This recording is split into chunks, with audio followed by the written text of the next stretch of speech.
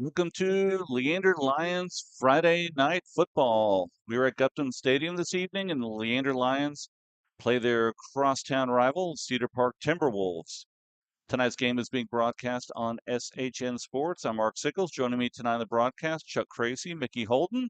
We appreciate you tuning in. We have about 3 minutes until kickoff, so we'll be getting the captains out there shortly. Leander started the season 3-0, but has lost their last 5 district games. They're 0-5 in district play, but hey, they play the rivals tonight, and anything can happen. Looking at the standings, A&M Consolidated is the undefeated team in district at 5-0.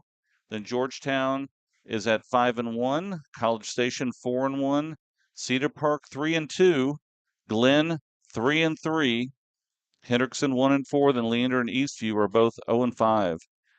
Cedar Park beat Glenn 21-10 last week, and Georgetown beat Glenn last night.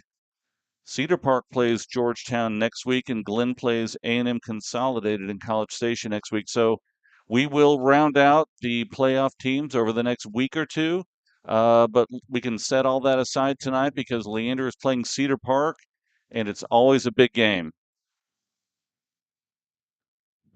Captain's out on the field there, Mark, getting ready for the coin toss. Looks like they're in process. And the captains for tonight on Leander looks like number 1 is Joe Vasquez. We'll get the other ones for you shortly. Looks like number 10, Kyle Lavin.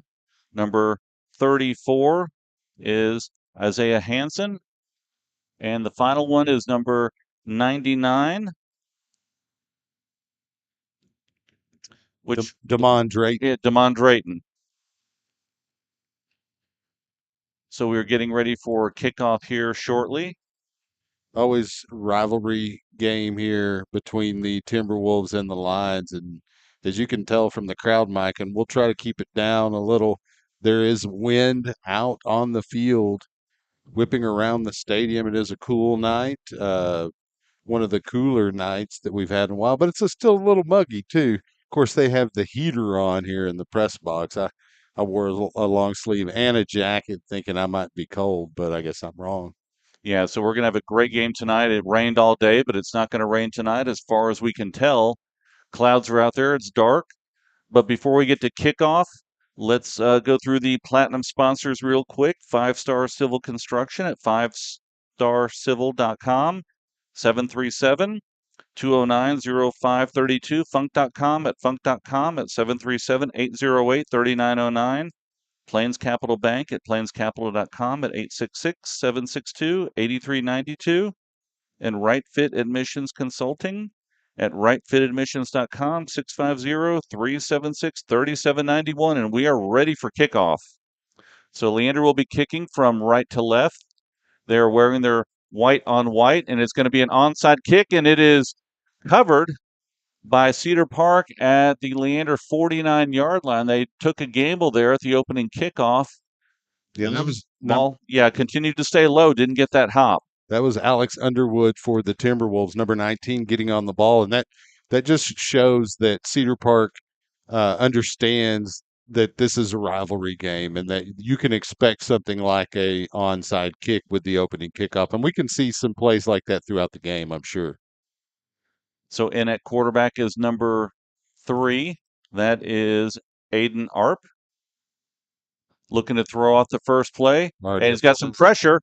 Ball down, deep down the middle, and it is overthrown. Penalty flag down, though, and that's likely going to be an offsides penalty against the Lions. I didn't see anyone offsides, but maybe they lined up in the neutral zone. But it could also be an illegal shift. They won't blow the play dead on that. It is offsides.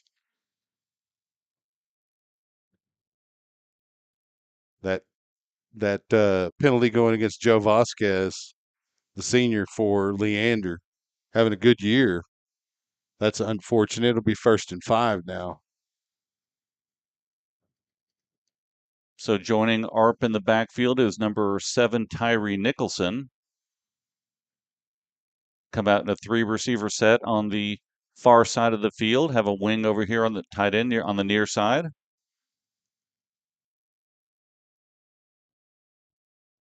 Arp looking to throw again. He's going to keep it himself. Tries to make a move to get to the outside on the right side. Comes up and he gets knocked out of bounds. That was number 19, Malachi Filan, coming up and hitting him first, but he picks up enough, looks like for a first down, so they'll move the chains. Daniel Cedillo had an opportunity to get him at the line of scrimmage. The quarterback put a move on him, got by him. Arp with the handoff up the middle, got some room. Looks like he's going to be a foot race down to the 10. He gets tackled inside the 9. Aiden Long. And that was Gavin Brzezinski keeping him out of the end zone. That was actually Tyree Nicholson on the carry. So Cedar Park sets up quickly. It's going to be another run up the middle to Nicholson. He gets down inside the 5. Gets tackled by number 11, Ethan Rett, and a couple other Lions, but they're quickly up on the line again. It is 2nd and goal right about the 5-yard line.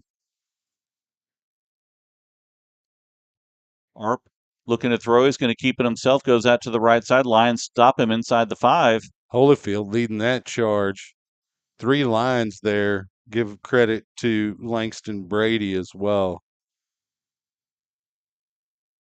Big play here. Yep. See if they can force a field goal attempt. So 3rd and goal from the 4.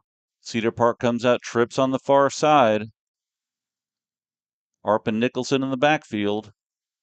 It's going to be a handoff up the middle. Got some room. He's got a push, and it looks like he's going into the end zone for a touchdown. Yeah, had a little bit of a lane there on the inside, and the line defender couldn't quite hit him square, and so he was able to slide to his left and get it across the goal line. So with 10:38 left in the first quarter, Timberwolves strike first, putting 6 on the board.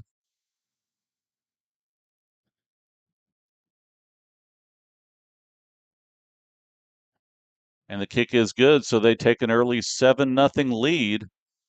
Leander is out in their white on whites, and Cedar Park is wearing their black and green, black on black tonight.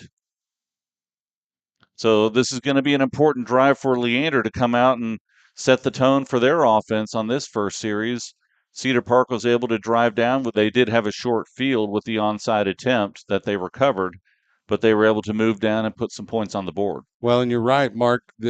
Just for the confidence level alone, the Lions need to have some production on this opening drive. They've gone through a stretch of about 5 games where there have been injuries, mistakes, illnesses, depth issues, and so you run the risk of falling back into that lack of confidence. Oh no, here we go again kind of scenario that's kind of plagued the Lion football program for a couple of years. And so production here offensively will go a long way to mitigate that concern. And getting ready to kick is number 86, Andrew Gagera. I guess that's how you pronounce it, Gagera. And back deep, Kreitz and Brzezinski standing about their 2-yard line. Kick is up. A little bit high over Kreitz's hands. It's going to go into the end zone for a touchback. That's probably the best scenario there. That was a good deep kick. And, as much as you want to make a play coming out of the end zone on a return there, 25-yard line is a pretty good starting point for your offensive drive to open tonight's game. So you want to take that because it's available. So Leander's going right to left if you're just listening to the broadcast. Twins on the far side, single receiver on the near side. Kreitz down here. Vasquez in the H-back position. Yep. Lavin joins Kreitz on the left side, so single receiver up top. In the backfield, we have Stout, and in at quarterback, Cameron Berkman. And Vasquez playing on offense is an example of the depth issues that have plagued the Lions this year. It's going to be a handoff. He tries to go up the middle. Looks like he may have picked up one off the left side. Hit at the line of scrimmage, but he was able to get a yard. Yeah, injury, illness, grades, all kinds of things have plagued the Lions this season. Not to mention a tough district slate.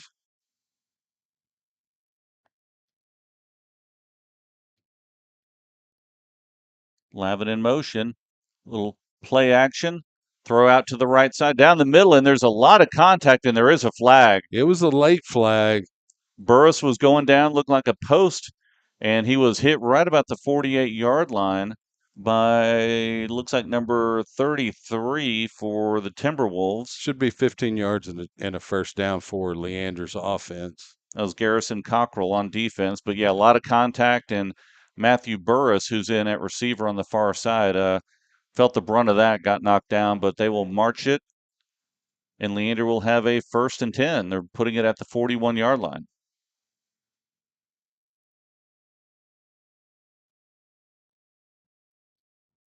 We'll see if they can capitalize on the mistake from the Timberwolves. Handoff off the right side to Stout. Picked up about 1. Tackled by number 40, Kaysen Cave. So it'll be 2nd and 9. Clock is down to 9:45 left here in the first. If you're just tuning in, Cedar Park recovered the onside kick and had a short field, went in for 7. Leander's first drive, they have a 2nd and 9 at their 42. Save that one pass where there was the interference call. The Lions have been very conservative offensively so far. Berkman handing off on the right side once again to Stout. He gets tripped up. May have picked up 1 more yard. He had a lot of green in front of him, but Kaysen Cave was able to grab his shoestring and trip him up. Yeah, also over there in the past couple plays, Reed Vines as well. They've 2 linebackers, and they've been doing their job. So it's going to be 3rd and 8 for Leander, and they're going to stop it on the field. Officials are talking.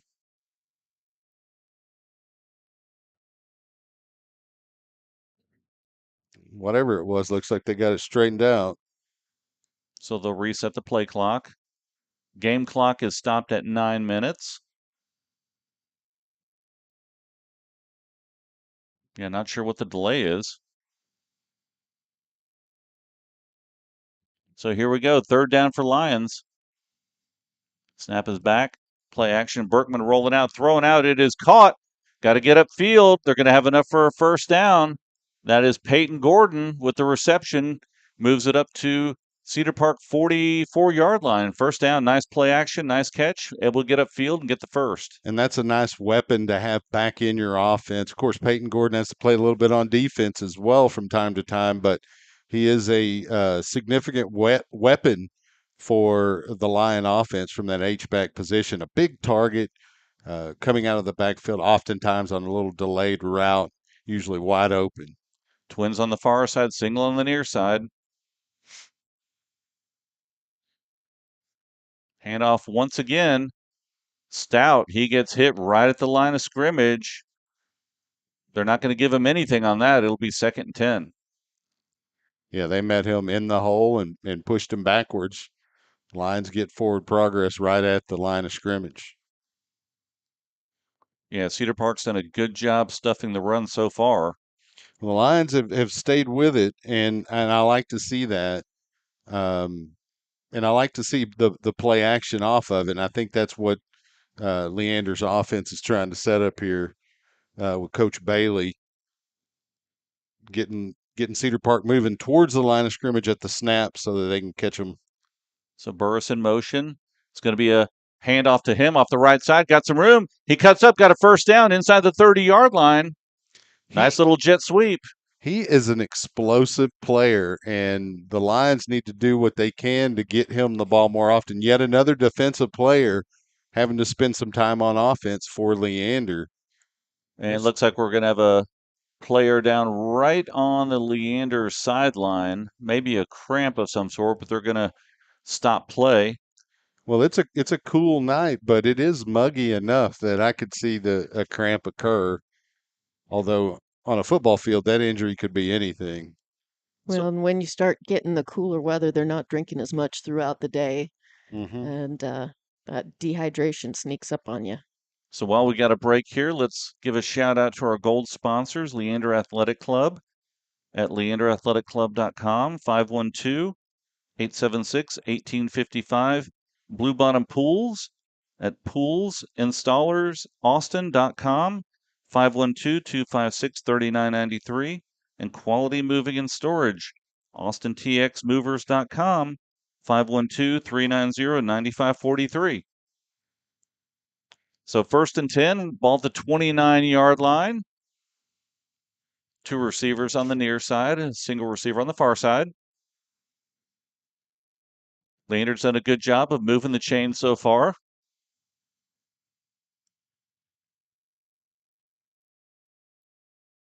Bergman checking the signs over on the sideline, and we're about ready to go. 10 seconds on the play clock. It's going to be a handoff off the left side, and once again, he gets knocked down, maybe gained a yard, maybe not. Let's see where they spot it. They'll put it right at the line of scrimmage. Christensen not getting much there.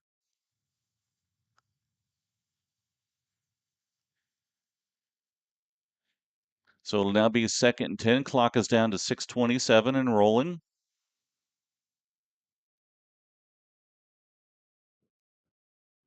Lions trying to get the receiver set. Play clock is down to 7. Bergman quickly back, ready to go. Snap is back, looking to throw. And he's going to keep it, tries to get upfield, and he gets back to the line of scrimmage. Yeah, he did everything he could to avoid being sacked on that play. Just not enough time to set up and look downfield before pressure in his face. Cameron Bergman had to tuck it, lunge forward. I'm not sure. I can't see from my spot where the wind's blowing directionally, but this is pretty close to, well, it looks like would be in his face, but it is close to Rodriguez field goal range. So spread formation. See if Cedar Park brings some pressure with their backers. Looking to throw pressure, and it's thrown, it is tipped, and it is picked off at the 30. Wow, that just fell right into his hands. Number 31, Brady Elford, gets the interception off of a deflected pass by one of the defensive linemen. So Leander unable to push them back or try the field goal. I don't know if they would have tried that wind is blowing from the north, and it's pretty strong. It would have had to been a really, really good kick. But they could have gone for it on 4th or tried to punt it down and make it a longer field. But Cedar Park gets it at their 30, up by 7. Bergman had a man open deep right corner, but a hand knocked it into the air, bounced into a Timberwolves waiting hands. So Arp with the handoff up the middle to Nicholson. He gets about 2 or 3.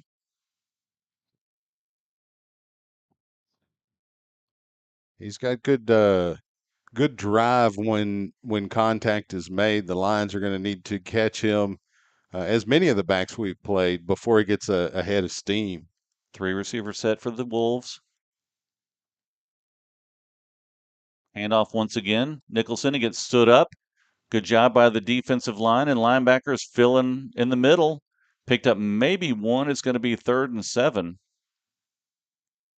That was a good effort to get him before he could get any head of steam. He had to bounce. The hole wasn't there, so he tried to bounce it to an outside hole. Line's there to fill it. That was a generous placement there. Play action. Little screen off to the right side, and I think they're going to have enough for a first down, and they do. Yeah, a little slip screen. Pretty good blocking by the other receivers to enable the receiver to pick up that first. And I think that was number 10, Morgan Byrne, with the reception. So Cedar Park quickly up to the line one more time. Play action, pass out to the other side, and it is bobbled. Looks like he was able to haul it in. Yeah, it looks like he was able to hold on to it. Number 15 with the reception. Didn't get much. Blake Suber picked up about 2 on that reception. And teams have found success against the line defense with tempo, and the Timberwolves no different here. Play action, looking to throw. Got some pressure. Swings it out to the right side. It's caught.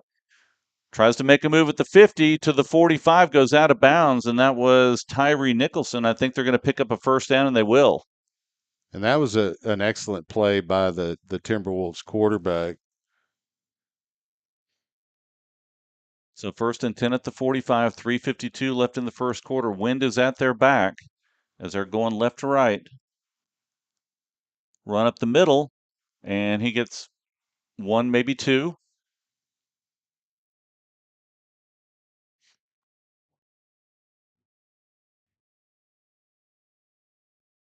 Night formation here for the Wolves.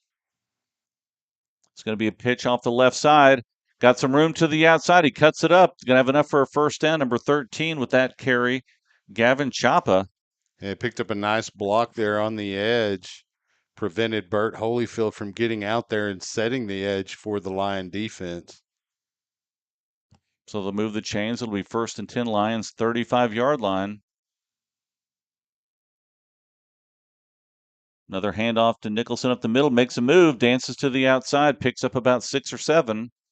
He's got shifty feet. He's able to move in traffic well, and the Lions are going to have to get some paws on him and drag him down.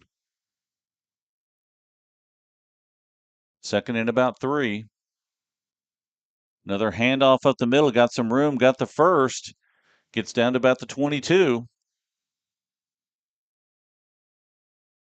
Yeah, they're moving the ball down the field, getting positive chunks of yardage, moving the chains.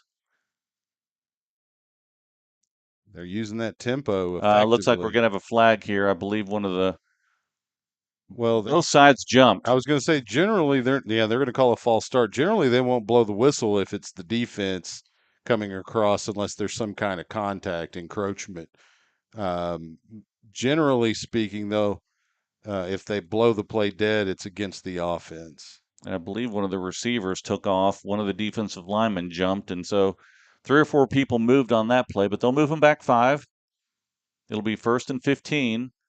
Leander needs to take advantage of this. Yeah, the Timberwolves haven't had much problem moving the ball, but this could help the Lions get a stop. Arp looking to throw a swing pass out to the right to Nicholson. Tries to make a move. Nice open field tackle by Brzezinski. Good flow by the Lion defense as well to assist Brzezinski in case he's unable to make that play. Maybe got back to the line of scrimmage. I think it'll still be 2nd and 15.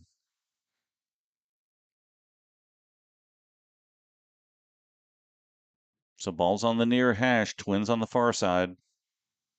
Single receiver down low. Arp looking to throw. Throws it out. In between the defenders, he fights, busts a couple tackles inside the 10-yard line. They're going to get a 1st and goal.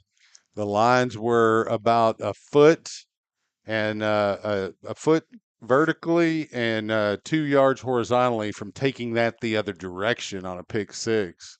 Suber with the reception, so it'll be 1st and goal Timberwolves. It's going to be a handoff off the left side, got some room, and he's going to go in. Number 35, Jaden Gallegos in for a touchdown.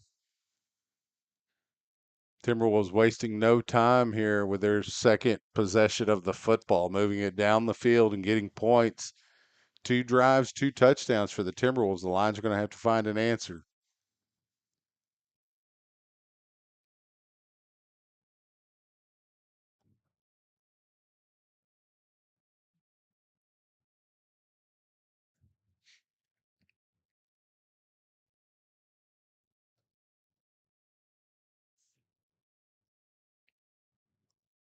And the kick is good. That was number 86, Andrew Gary. So Cedar Park takes an early 14-0 lead, 1:26 left here in the first quarter, and that's not what the Lions wanted to see, Chuck. No, and again, you've got to kind of control the damage at this point. You're down 2 scores. It's really early in the football game. There obviously needs to be some adjustments made defensively to slow down the Timberwolf attack. But the Lions move the ball with their one possession. They're just having to get a turnover there towards the end of the drive as they move towards the Timberwolves red zone. And so, when you're looking at it, you got it's 7-0. You're going into an area where you have a potential to tie or at least cut into that lead with a Rodriguez field goal. Ball gets turned over. Timberwolves waste very little time, and now you're down 2 scores. The Lions are going to have to figure this out in game, probably in terms of adjustments instead of waiting till halftime. Kreitz and Brzezinski back deep.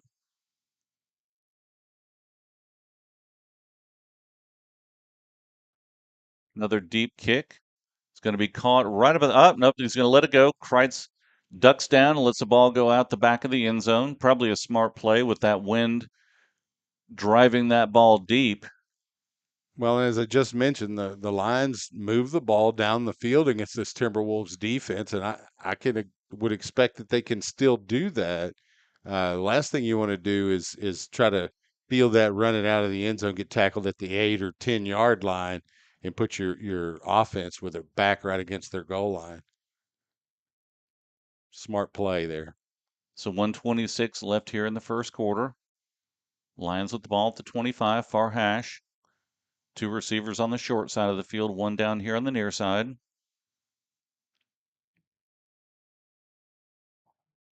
Berkman checking the signal from the sideline. He gets back in the gun. It's going to be a play action rollout to the right. Pass, it is caught. Picked up about 5. Once again, Peyton Gordon coming out of that little H-back set and picking up 5 or 6. That's a well-designed play. And again, this is why it's important to stay with the run. You saw the Timberwolf defense move towards the movement of the offensive line and the running backs on the opposite side of where the play ended up. And Gordon got an easy pitch and catch from Berkman for 5 yards. Salazar in motion. Another play action, roll out to the right, lots of pressure. Avoids it, he throws it, and it is going to be incomplete. Looked like it could have been caught there. Something happened there to the intended receiver, number 24, Garrett Peets. Looked like there was a collision. Yeah, he looks like he was a little shaken up by it. So while we have a little break in the action, we can talk about our silver sponsors, ATX Appraisal, atxappraisal.com, 512-769-2659. BB Shines Car Wash at bbshines.com, 512-528-4040. Shelf Electrical Services, shelfelectricalservices.com, 512-809-0844. JT Reisdorf, State Farm Insurance Agent at insuremejt.com, 512-219-7295, and Randall's on Lakeline at 737-843-3073. Thank you, sponsors. So we're looking at a third down at about 5. Another big play for Leander. Ball's at their 30-yard line. Need to pick up this first down.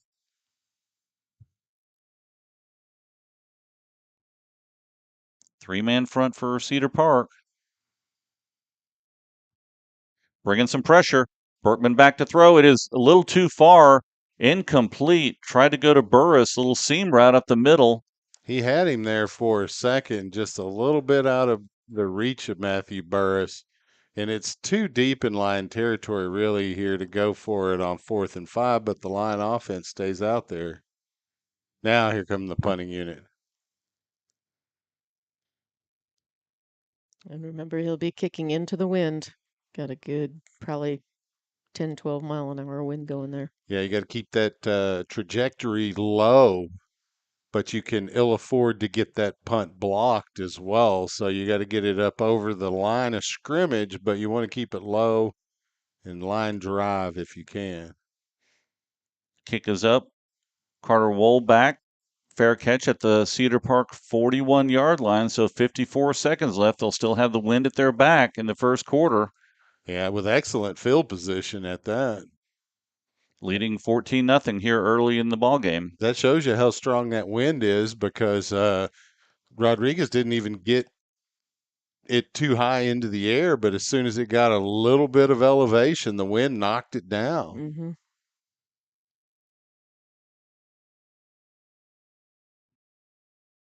So Cedar Park comes out, no huddle. Once again, 3 receiver set.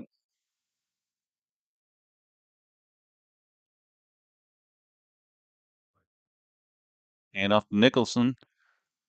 Gets tackled, maybe picked up a yard. Good job by 2 Lions, Tony Clare and Ethan Rhett. They'll give him 1 on that, so it'll be 2nd and 9. He's not an easy tackle, and Claire did a good job of dragging him and kind of slinging him down. Play action. Arp looking to throw. Got some pressure, and they bring him Yeah. down at the 32-yard line. Nice job. Good defensive pressure, and nice sack by number 11, Ethan Rhett. That was big. Yeah, that makes it 3rd and 17. This offense explosive enough to convert on that type of down and distance, but the Lions are a bit of an advantage here on this play. Hopefully they'll get off the field. So Cedar Park comes out in a 4-receiver set, but they'll let the time go. That's the end of the first quarter. So we'll take a quick break, and we'll be right back.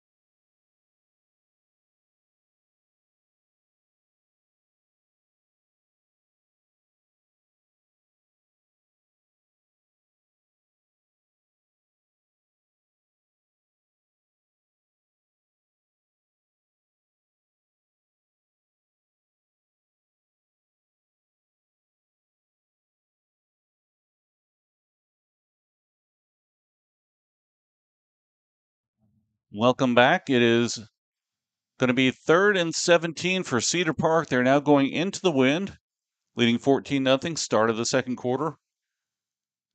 Lions are going to left to right this quarter, and they'll have the win at their back. Pass back. Arp looking to throw. Rolling out. Got some pressure down the middle. It is up, and it is going to be caught. Wow, what a play. And it looked like it may have even gotten tipped. Is that a first down? That's a first down. Well, I knew they had the explosiveness to convert on 3rd and 17. I hope the Lions were able to get off the field. Unfortunately, no.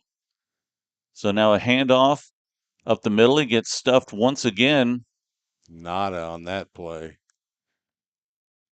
Now that was a nice throw down the middle of the field. A couple of Leander Lion defenders back there, but Cedar Park able to down for Leander. Make that reception. There'll be a timeout on the field. The Lions can ill afford to lose any players, but especially those hog mollies on the front of the offensive and defensive line. You can ill afford to lose those. Part of the reasons the line program runs a 3-man front defensively is due to a lack of bodies that fit that role. So, anytime you see a lineman go down, you hope for the best. Well, for any player really, Lions or other teams, but a little more when it's a line offensive or defensive lineman. So he's up and walking off, and that's a good sign. Yes, sir.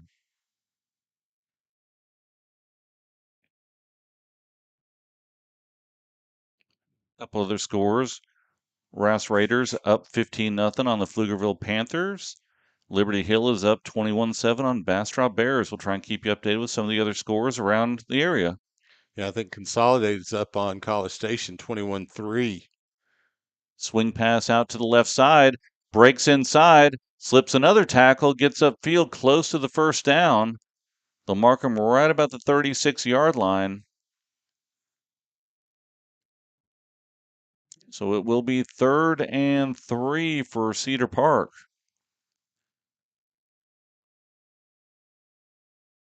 Arp looking to throw once again.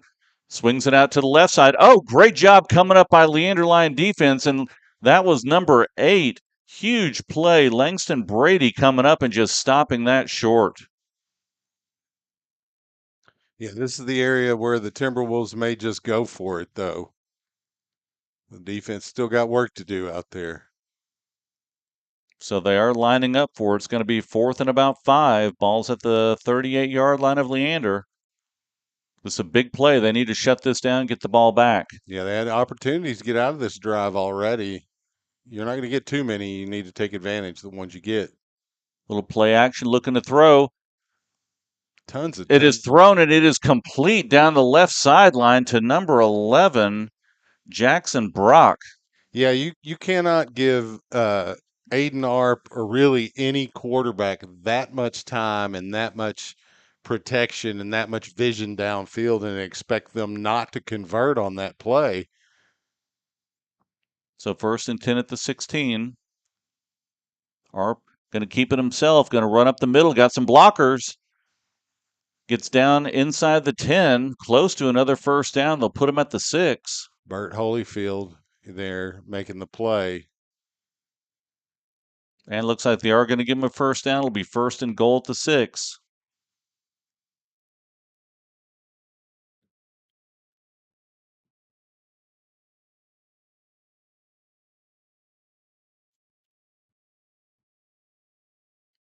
And off the right side, he gets hit by Rhett.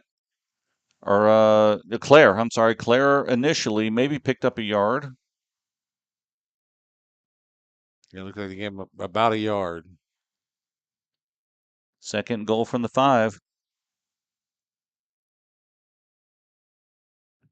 The Lions are going to have to try to force a field goal attempt here to keep this from a 3-touchdown deficit. Arp going to keep it himself. Runs up the middle. Goes in for a touchdown. Yeah, that lane just opened up for him. It was too easy for Arp. Take it if it's there, and he did. So Cedar Park puts another touchdown on the board, leading 20-0. 9:06 left here in the 2nd quarter, getting ready for their extra point. Good Gary, getting ready to kick.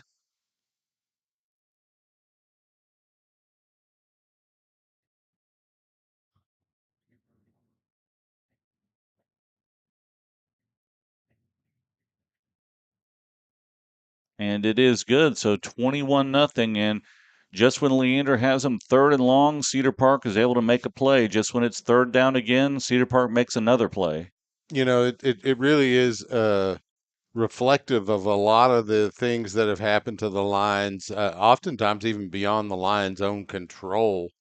But they're on the precipice of being really successful. You know, 5, 6, 8 plays in all of their losses this year. If you flip the results of those 5, 6, 8 plays per game, you know, granted the Lions aren't going to be undefeated, but they would be in the mix right now and likely would have victories over, at the very least, Hendrickson and potentially Glenn and maybe another.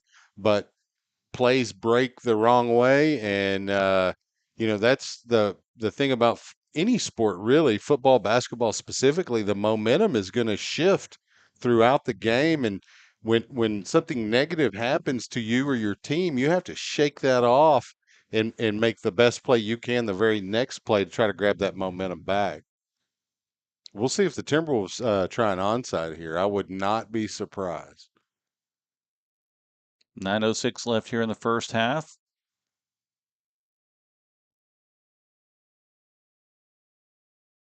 Kicking from the 40, a high kick. Wind is just holding it up, able to get the 15, the 20, 23-yard line. And that was Christensen with that kickoff return. So Leander's got to put something on the board here.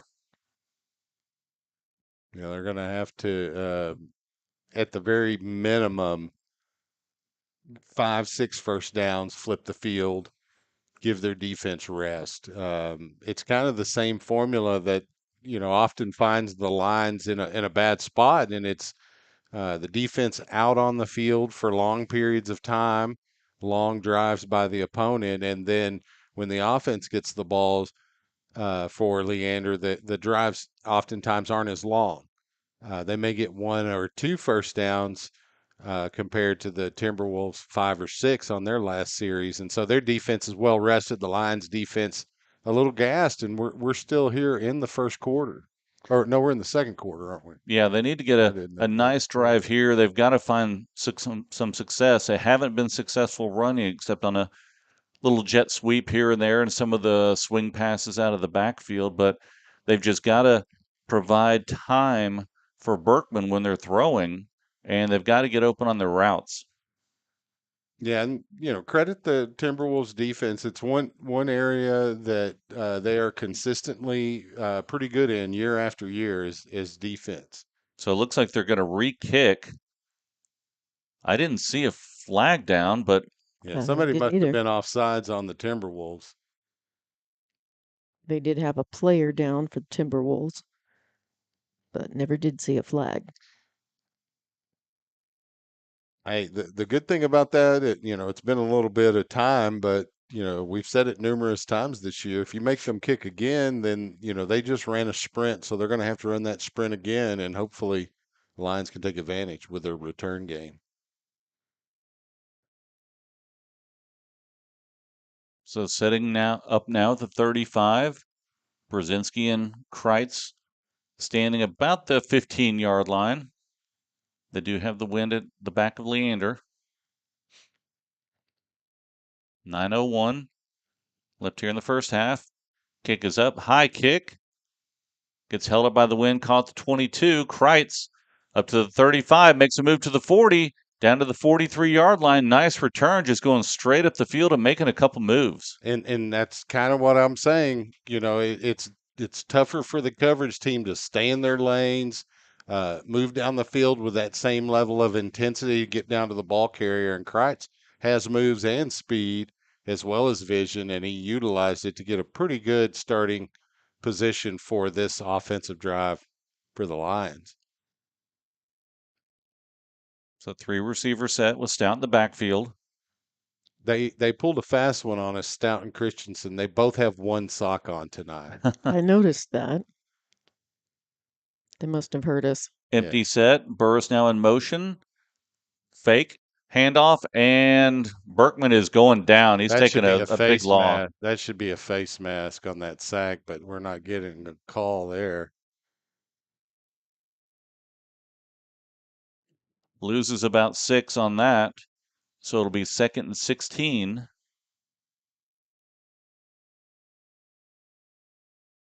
Yeah, that's the last thing the Lions can afford is to go backwards on this drive. So they really need to get a nice chunk play here, close to the first down, so third is shorter and manageable. Swing pass out to the left side. Gets up to maybe a yard or two behind the original line of scrimmage. That was Burris trying to catch that little pass out there on the flat and gets upfield. We have a Timberwolf down. I'd like to see them try to get the ball to Burris downfield a little more like they did on the earlier play in the opening drive where there was a interference penalty.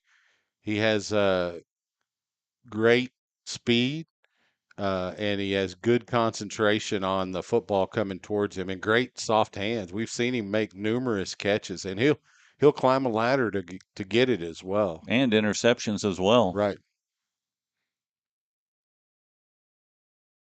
So we've got a little stoppage in play here. While we have that, let's once again talk about our platinum sponsors, 5-Star Civil Construction. Number 5, starcivil.com. They provide turnkey civil construction, estimates, project management services. If you're looking for environmental controls and maintenance, site clearing, and grading, underground utilities, give them a call. Funk.com. At Funk.com, Austin Metro real estate experts. Get in touch with Wade Funk or Becky Funk for your residential and commercial real estate needs. Plains Capital Bank at plainscapital.com. In Round Rock or North Austin for personal banking, commercial banking, loans and financing, and trust and estate services. And we'll get the rest after the next play. So it's going to be 3rd and 12. Clock down inside of 8 minutes in the first half. 3-receiver set for the Lions. 2 in the backfield. Gordon and Stout. And looks like the officials are going to stop play here. Yeah, not sure what's going on there. There is a flag on the field at the 41. Wow, a false start against the Lions. They hadn't even started. Did I miss something? It could have been an illegal shift, but it looked. I thought I heard him say false start. He did. So it's going to be 3rd and 17 now at the Lions 36. I suppose it's a false start if you move towards making the play on the defender. Empty set. Berkman all alone. Looking to throw. And he gets sacked. And the ball's loose. It's out on the ground. Lions are able to come up with it inside the 30-yard line. Good heads-up play by number 72 for Leander, Cade Pope. But the ball will be placed at the 29, and they keep going backwards. It's going to be 4th and a mile. Yeah, about 22 yards. And you're thankful Rodriguez has the wind at his back here because he can still flip the field with a good punt. But it doesn't matter the length of the field, at least currently as the Timberwolves offense is playing. Snap is back. Kick is up. Nice high kick, end over end. Bounces down to the 21 where it's picked up, and he gets wrestled out of bounds about the 27. Good downfield coverage by Brzezinski, and also number 50. Is it 51? Yes. I think 51. I don't have a 51. See if I can get that for us here. Yeah, I'm not sure who that returner was for the Timberwolves, but that was a smart play. That ball rolls inside the 10-yard line if he lets it go. Well, it's going to go backwards anyway.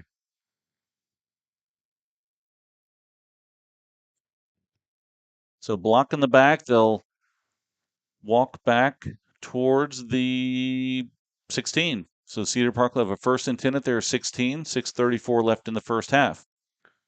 Yeah, the Lions are going to have to get a quick stop here.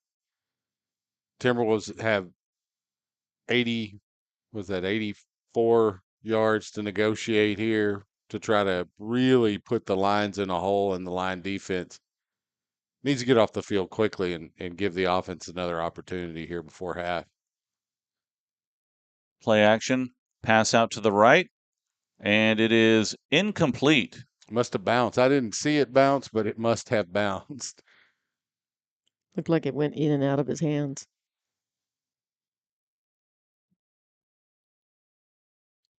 I think that was to Carter Wohl.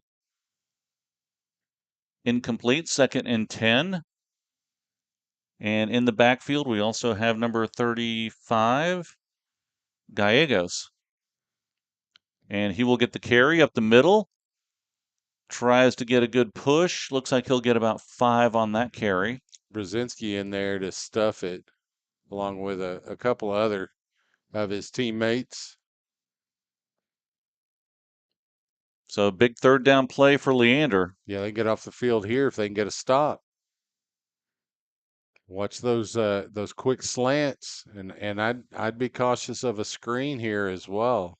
Yeah, they have 2 or 3 backs inside the. Looks like they're going to spread out. Trips on the far side. Got a tight end or a little running back over here is going to square out, looking to throw. Passes out. It is up and it is intercepted. Great job by Leander Lyons getting the turnover, and that is number 19. Malachi Filan with a huge defensive play, went up tall, grabbed it, 1st and 10 Leander. And you couldn't have asked for a better outcome if you're Leander. And it looks like there's some motion on the field. I'm not sure what's going on there. A long discussion. Is there a penalty flag down somewhere? I No. think they were doing sideline warning on Cedar Park. Yeah, the white hat just indicated that it was an interception. So again, not only do you get the stop, but you get the ball in Timberwolf territory, and you really have to take advantage here if you're Leander. You get the ball back to open the second half. If you can get a score here, get another stop, who knows going into half what the score is. Even if it's 21-7, you get the ball back to open the second half. That's right. Starting on the 29. So 4 receiver set for Leander. Try to spread that Timberwolves defense out. Snap is back. It's going to be a pitch to Burris. He gets up. Maybe, let's see, they're getting a good push after the contact. Got about 4 or 5. Great effort churning them legs by Matthew Burris. Looks like they're going to give him 4.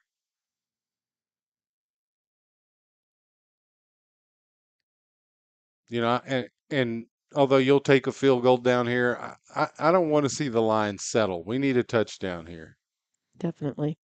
3 receiver set. Salazar in motion to the right side. Little play action, looking to throw. Berkman got some pressure, got to get rid of it, and he does. He throws it out of bounds. Smart play there by Cameron Berkman to get rid of it before he took a sack. There was nobody on that short side of the field for him to throw to, so he got it out of bounds right at the first down marker. So big third down here. I would imagine they may go for it, but they may pull out the field goal unit if they don't get a first. Got strong wind at the back, so let's see if they can pick up a first down here and not even worry about that. It's going to be a play action. Berkman rolling up to the right. Oh, and he's going to go down and lose the ball. That's Cedar Park picks it up at the 40. They now get it at the 47, 48-yard line. And that, of all the scenarios, is the worst for Leander in that situation. The Timberwolves had good pressure there on that wide side edge, and Berkman had to run a little wider than he wanted to on his rollout. Tried to get the ball up in the air, cock it to throw it, but the defender got a hand in it as well. Ball on the ground. I would have liked to have seen maybe a referee say that was an incomplete pass, but that's wishful thinking. So Cedar Park now has another opportunity to put more points on the board. It's going to be a handoff up the middle. Nicholson, with a strong push at the end of that carry, they'll get about 6 or 7. Clock is at 4:36 and rolling. They are now inside Lions territory. Ball will be at the 46. Now you just want to minimize the damage and limit points here if you can. Prevent the Timberwolves from even getting a field goal. 4 receiver set. Handoff Gallegos. Got some room. Bouncing to the outside on the near side. Down to the 30. Gets knocked out of bounds inside the 30-yard line. Looked to me like Tony Clare had his arm grabbed by one of the offensive linemen right there at the point of attack. He didn't complain, though. The runner went right by him. So they'll place it at the 30-yard line, 1st and 10. Play action, and they're going to bring him down. They get a big sack at 35. Holyfield punishing Arp.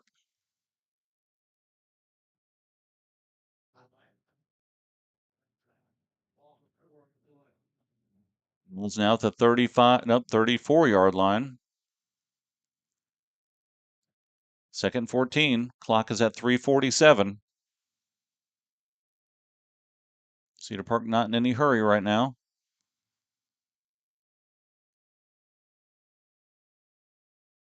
Play action. Pass out to the near side, and good job by Arnold making that tackle. He may have even lost yardage on that play. About a yard. They've been very successful on those quick throws to the outside. The other receiver blocking. They're cutting back to the inside and picking up positive yards, but Arnold made a nice play on that one. Yeah, they gave him a yard gain on it. 3rd down and 14. Got some pressure. Rolling out to the left side. He cuts up, but they're able to bring him down. He picks up maybe 2 on that. Tony Clare there cleaning it up. That is not a little quarterback. It's not your run-of-the-mill guy that you're tackling there. Arp is a big fella. So it's going to be 4th and 12. Ball will be at the 32. Looks like they're going to go for it here. Yeah, it's too long in the teeth of that wind to try a field goal here. Lions have got to put pressure on the quarterback. Can't let him stay back there and throw.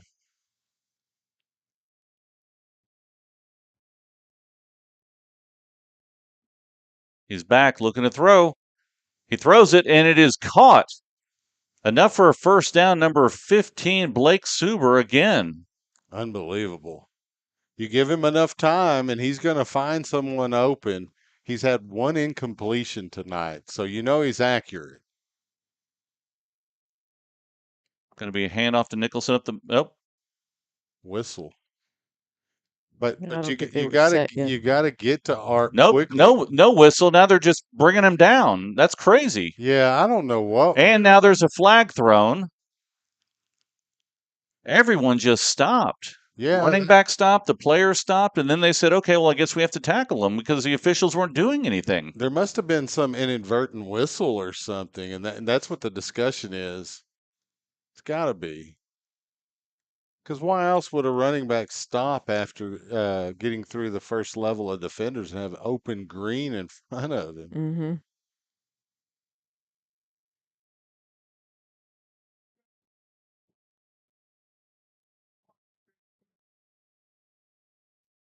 Okay, they just said we're going to redo the play.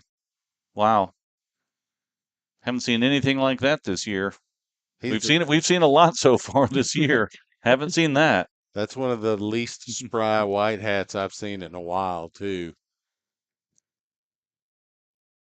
That was probably the least explanation you could give. But there was obviously something that happened that caused the play to stop. And in my mind, that's an inadvertent whistle. And if that happened, admit that. And they're going to assess a penalty against the Lions. Oh my gosh, now they're going to give him a personal foul because they brought him down after they didn't blow the whistle? After an inadvertent Wow. whistle where they said they're going to do the play over? Coach Price getting an explanation from the side judge there on the 20 far side of the field, but he's arguing his case, but the Lions don't get a lot of love from the. Oh, he's coming out. They're having a chat. Wow, this is just ridiculous. Yeah, I and mean, he should because if you're going to blow the play dead and then not do anything, you, what do you? It's not two-hand touch out here. You got to take him to the ground. right. So And now they're going to assess a penalty because they didn't stop the play. Everyone stopped them. They said we're going to do the play over, but we'll give you a penalty anyway for tackling them. yeah, that is one of the crazier things I've seen, and I've been doing this for about 13 years, high school football, and I've never seen that. Even the referees are on each side of the argument. Looks like the front judge there is arguing the side of Coach Price. Well, let's give a shout out to our last platinum sponsor, Right Fit Admissions Consulting at rightfitadmissions.com. They provide middle school and high school admissions consulting. They help families prepare and navigate the complex admissions process for private middle schools and high schools. So look, they even had to remove Coach Price from the discussion so that they could have a discussion. I mean, the crew can't even agree on what the call should be here, and that is an issue. And there is a shortage of referees for all sports, including high school football. No, they should pick up the flag and say, "Hey, let's just do the play over Right, and start Exactly. up and go." This is you don't give them a penalty at the end of that because it's your own fault. right. Exactly. I don't see them picking the ball up at all. Well, they're all over there in the discussion, just about 4 of the 6.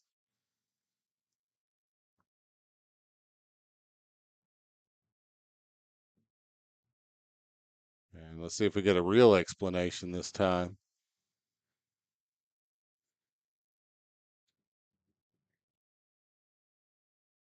Inadvertent whistle.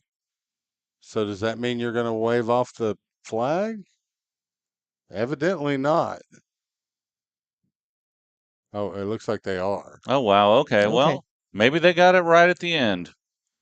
I'd rather they take a couple minutes to talk it out and get it right, Well, but they shouldn't have to do that. no, and to be honest, that's reflected on the report, and it'll still be on the report that Coach Price has to file with the association after every game.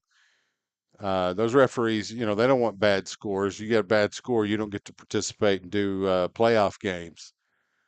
limits their earning potential and exposure to be able to promote yourself beyond high school refereeing to Division III, Division II, Division I college and beyond. So it's like a report card. Exactly. And oftentimes the coach will scratch a referee and tell the association, we don't want this referee to do our games. We've seen that in the past. All right, now what are we chatting about? I don't know. It's been almost a full halftime here in this discussion. Eh,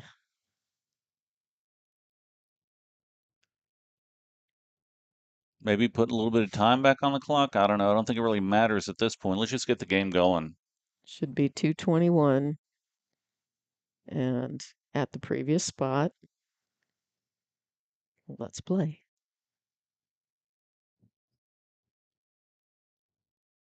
Replay first down from the 19. It looks like we may be getting back underway here. They are not adding any time to the clock. Then.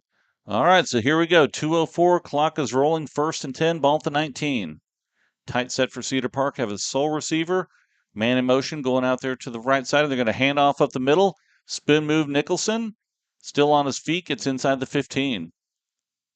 Pretty nice gain there on first down for Nicholson. It'll be 2nd and about 4. It's going to be a pitch. And he is brought down right about the line of scrimmage by number 4, Claire. Somebody got his foot. Claire cleaned it up, but looked like that might have been Langston Brady that tripped him up there in the backfield. He lunged forward. 3rd and 4. Need Big to get to the 10 to get a first down. big play here because you get a stop. The Timberwolves likely will attempt a field goal here, but it is a rivalry game. Maybe not. Trips on the far side. Looking to throw. Passes out to the right side. It is caught at the 10, 5, down to the 2. Should have been a holding call, but they're apparently not doing that one tonight. Suber once again with another reception. Game clock is at 56 seconds and rolling. 1st and goal at the 2. Trips now on the near side. Nicholson in the backfield. Handoff up the middle. Lunges. It's going to be close. Yeah, he's a little bit short. Brzezinski able to bring him down, but man, Yep, they are going to mark it just short of the goal line. Clock is now down at 27 and rolling.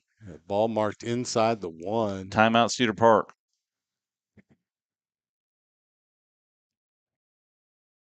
Well, Lions got to come up with some kind of run blitz. The Timberwolves aren't going to throw down here this close to the goal line. So, and if they do, it's going to be some type of rollout.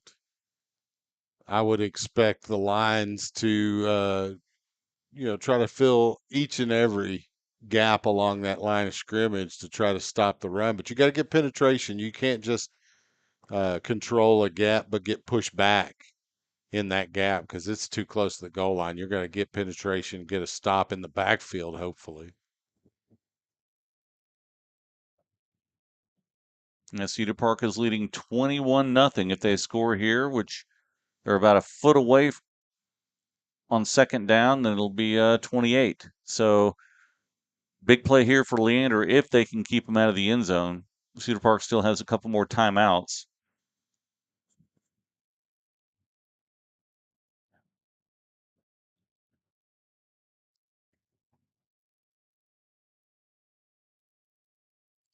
So Nicholson in the backfield with Arp. Looks like a couple players offset to the right side.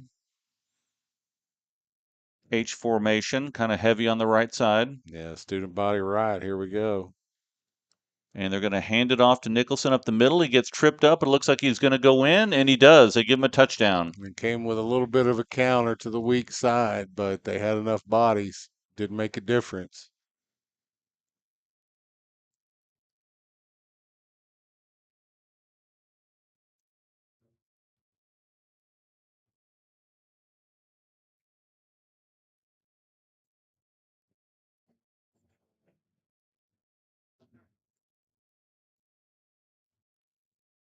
bonus points if he gets it in a tuba. So the kick is good. Cedar Park takes a 28-0 lead. 23 seconds left in the first half. Yeah, Lions have just been unable to get those key defensive stops, and Cedar Park has taken advantage of them. The one time that Leander did, they got the turnover, but a couple plays later, they turned the ball right back over to the Wolves. I mean, we've seen a half dozen at least third and long, third and moderately long opportunities for the Lion defense to shut down the Timberwolves, get off the field. They've been unable to do it. And even when they did stop them on third down, the Timberwolves just went for it on fourth down and converted. So, the Lions reeling a little bit. There's still a whole half of football to play. Not a whole lot of time here in the first half to execute something, but maybe you get a kick return that'll allow you to make a couple of attempts at the end zone before half. But ultimately, you get the ball back, and you're going to have to just pretend there are zeros on that scoreboard and play for the pride of Leander.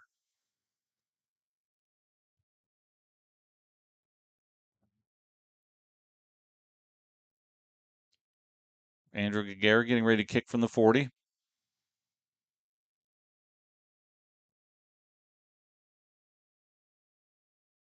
Nice high kick. It's going to be caught at the 18. It's bobbled. And it looks like, there's a scrum on the ground. Let's see who comes up with it. It looked like a Lion had it. Lions are going to keep it. That would have been a killer right there. Yeah, 23 seconds is not a lot of time when you're on your own 20 going 80 yards for a score, but when you're on your opponent's 20, like the Timberwolves almost found themselves, that is a big opportunity, and the Lions dodge a bullet there. Lions still have 3 timeouts remaining. Wow. I think they've used one. They may not have taken it off the scoreboard, but they should have at least 2, though. Maybe all 3. Cedar Park. We'll take 3. We may need it, all of it. Isaac Escobedo in the backfield. Trips on the near side. 4 receivers set for Leander. Berkman looking quick throw out. It is caught. Gets upfield, makes a move. That's Burris down to the 37. There's a flag down. He gets tackled right about the 35. We'll stop the clock with 7 seconds left. See what the penalty is.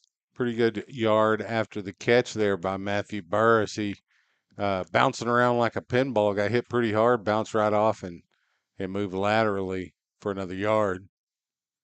And it's going to be a penalty against Leander, so they'll mark it back from the end of the play. What was the call? I think it was a holding. So 7 seconds left. It's going to be 2nd and 4. Looks like Lions are going to call timeout. Yeah, that's probably be the only remaining play here in the half. I really don't. You got one chance, unless you got a hook and ladder type play that you can hook and lateral, whatever it's called. I've heard hitch and ladder, hook and ladder, hitch and lateral, hook and lateral, but it's just a short pass route. You turn, ball delivered when you turn, and then you got another player running beside you that you pitch to. I expect the Timberwolf defense to be looking for those types of plays, though. Yeah, this is one where you take a shot, maybe to a seam route, maybe a little play action, roll out, try maybe get a single receiver on one side. Or maybe a defender fall down or something. You get lucky, but yeah, it looks like they're going to go deep. You see a bunch of the defensive backs moving back towards between the 40 and 50. They'll give Leander that 5-yard little catch. Yeah, they'll give them anything between the line of scrimmage and midfield because there's only 7 seconds. So it's going to be a handoff off the left side. Peyton Gordon gets up past the 42, 43, and that will be, let's see, were they able to stop it? Looks like they are going to be able to stop it with 1 second left.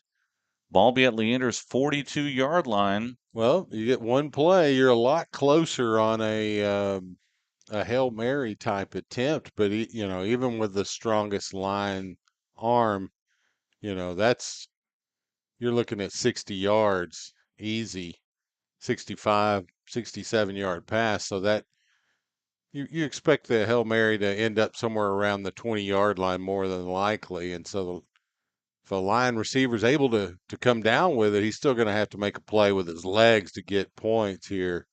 But you don't want to waste the opportunity because anything can happen. Yeah, you could have a penalty down there on the 30-yard line, and then you Right. get one more shot. 15 yards closer and one more shot where that pass ends up a little bit closer to the goal line. But, let's not underestimate Cameron Berkman's arm here. Maybe he can get under one. He's got the wind behind his back. And not many NFL quarterbacks can throw one this deep, so wouldn't expect it necessarily. Three-man front for Cedar Park. Berkman got some time, throws out to the left side, and it almost picked off The at penalty flag midfield. down too. And unless it's against the defense, that's going to be halftime. Looks like everyone's trotting off the field. It will maybe be a hold on Leander, Yep. and that is it. So that should be the final play. I don't see the Timberwolves wanting to accept that, and they don't. So that's the first half. 28-0 Timberwolves come out on top. We'll have the second half here shortly. It is senior night here. They did the introductions prior to the game. I'm not sure if they have a whole lot going on here at halftime, but we'll show you what they do have here at halftime, and we'll catch up through the second half. Thanks for tuning in to Leander Lions Football. Mark Sickles, Chuck Cracy, Mickey Holden on SHN Sports. We'll be back.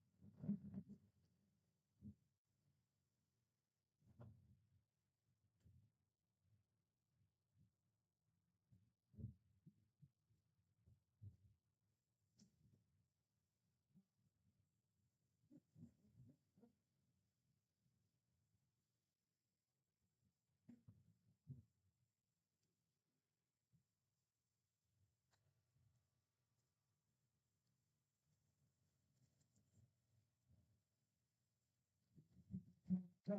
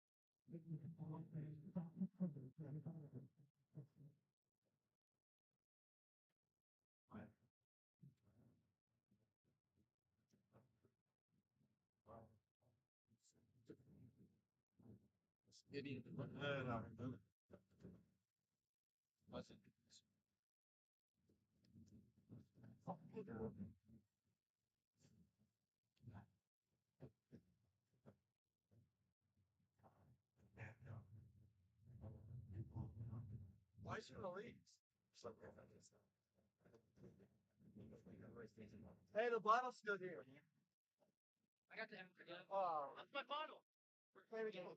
What?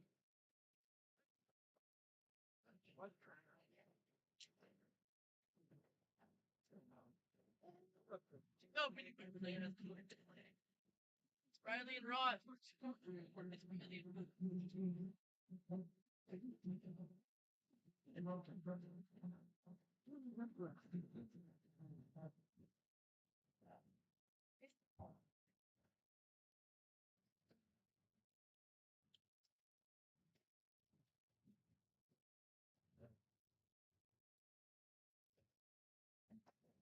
Oh, Brad, 2 more 5 minutes. Oh,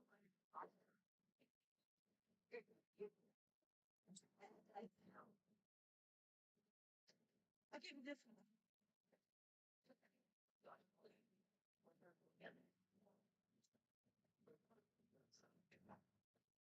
The mic is really.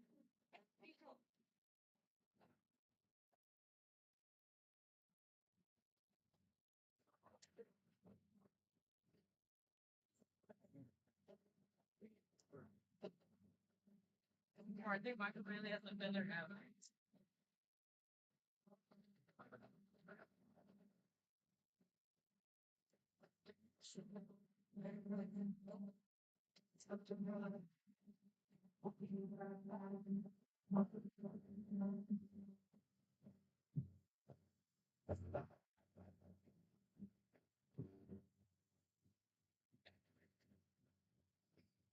Maybe said to go get brutal and paper. Great never let's see. Bro, show you the options, bro. Just still go get something. I stick. Yeah, we'll go with me.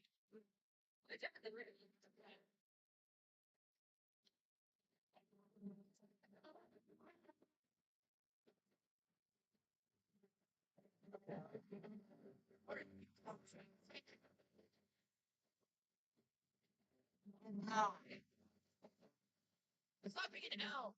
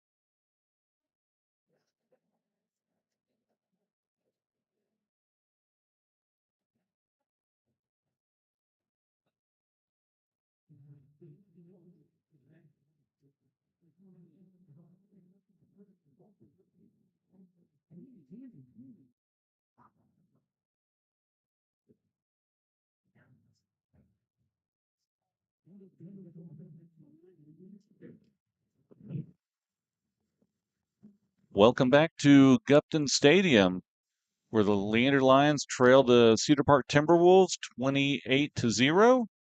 Getting ready to start the second half. Let's get some other scores in the district. College Station A&M Consolidated is 21. College Station Cougars 13 at halftime. We also have the Hendrickson Hawks on top of the Eastview Patriots 21-8.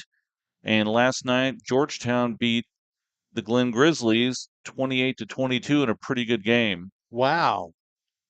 It's amazing that the matchups can have that much of a difference in a game. The Lions lost big to Georgetown, but probably should have beaten Glenn.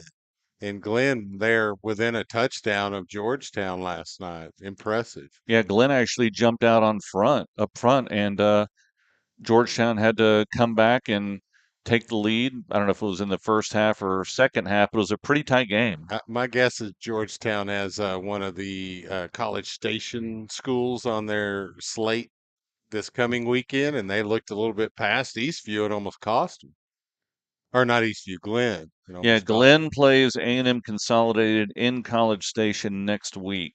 Well, Glenn wasn't looking past it though. It's Georgetown who seems like they may have been underestimating the Grizzlies. So getting ready here for the second half kickoff. Lions will be going right to left. Georgetown will be kicking from the 40. They will have the wind at their back. So Lions will be fighting the wind this third quarter on offense. Well, you don't want to give up on the run either because you get a lot of your chunk plays off of play action with the Leander offense in its current iteration. So the win may not be as huge a factor. The Lions have thrown very few deep passes tonight. So the kick is up. Kreitz is going to let it go into the end zone one more time. It bounced right inside the goal line, so it'll roll out the back. So let's see what adjustments Leander makes his second half.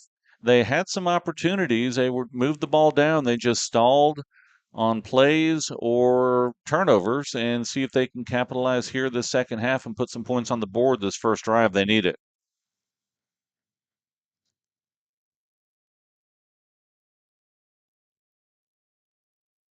Stout is in the backfield along with Berkman. They put the ball in the near hash at the 25-yard line. 3 receivers set for the Lions. Cedar Park with their 3-man front, they've been putting some pressure on them when they've been trying to throw, and they've also been bringing some of those linebackers on a blitz. They kind of have to with just 3 rushers. If you want to put pressure, and they've done an effective job of that tonight.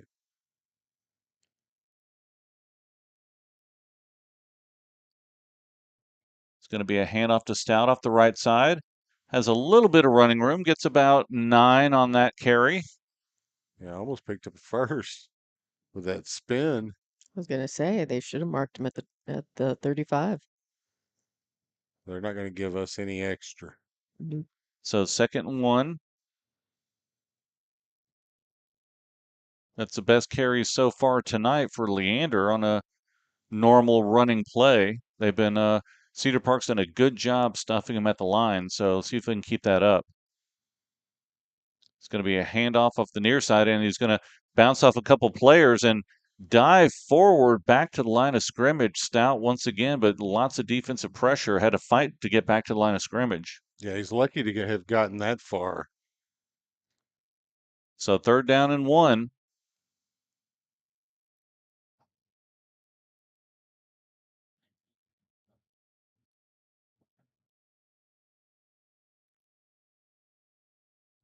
Looks like they're even marking it at the half-yard line.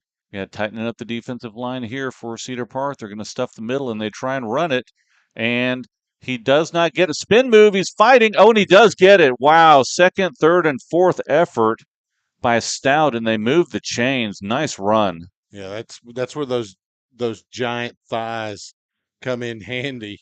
He kept those legs churning like a couple of pistons, was able to push that pile far enough to pick up the 1st down plus about a yard. That's where that time in the weight room pays off. Yeah, those squats and deadlifts.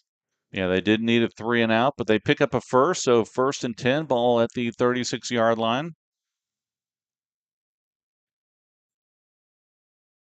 Berkman rolling out right, looking to throw, and it is caught. Gets knocked out of bounds, picked up a couple yards. That's going to be Peyton Gordon once again. Not a huge gain. Berkman looked downfield, didn't have anything open, and went to kind of his release valve there on the sideline. And 2 yards is better than losing 2 or 3. So pretty good execution there. Kreitz and Salazar, receivers on the near side, the wide side of the field.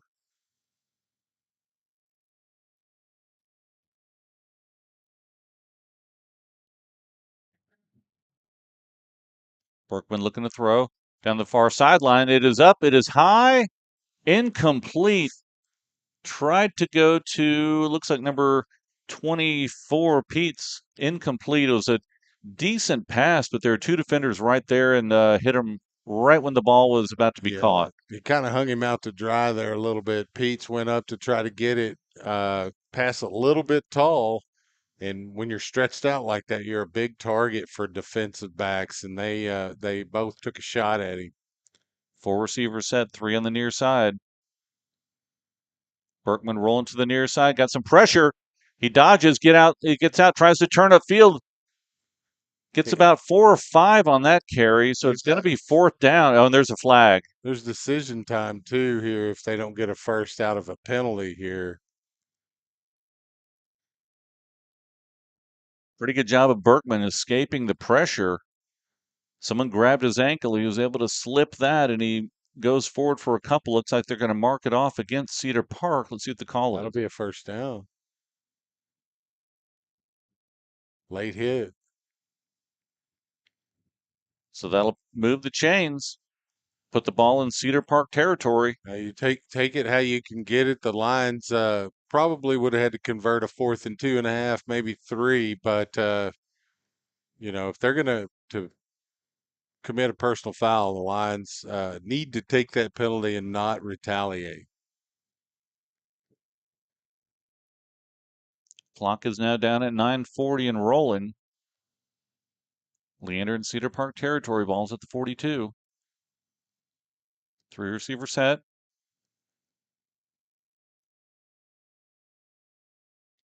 It's going to be a handoff to Stout, and he gets stuffed. May have lost a yard. Yeah, not a whole lot there waiting for him in the hole, Grayson Alex. Didn't have much room to maneuver one way or another. Ends up losing a yard.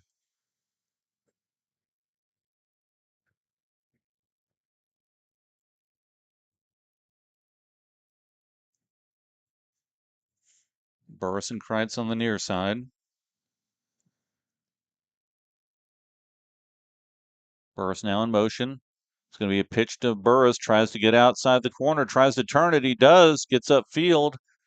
Gets back some of that yardage and looks like he's going to be picked up about 5 on that carry. Yeah, about 6 yards to convert the first. Showed good speed to get outside. He kind of had an inside lane there, but he wanted to get around the blocker. I don't know if it would have made much difference had he cut it up. So it's going to be 3rd and 6.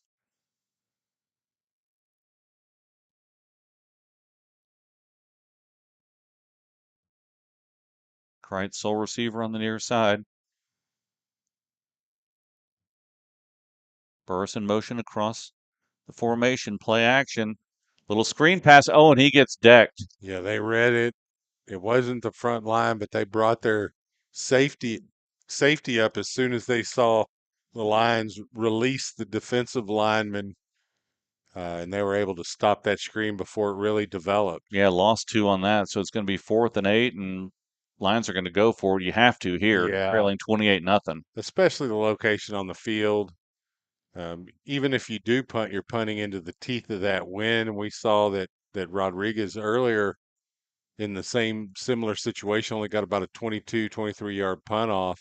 As it got into the air, it died. Play clock down to 6 and 5. They'll better get a snap off quick, or you call a timeout, coach. Yeah, they're going to have to. And there they do. They get the snap off, looking to throw down the middle. It is in and out of the hands. Looks like And there's it a was lot of contact. a lot. No flag. Tried to go to Kreitz. Incomplete. 4th down. Turnover on downs. Yeah, that was unfortunate. It looked like Kreitz even couldn't even get his hands away from the defender to get a real opportunity to haul that pass in, and you could tell as soon as the play was over, Kreitz was turning around looking at the referees like, "What is going on? What do we have to do to get a call?"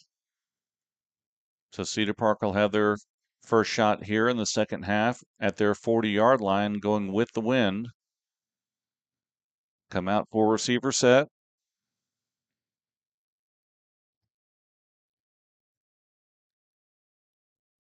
Hand off to Nicholson. Dances up the middle. Picks up about 6 or 7.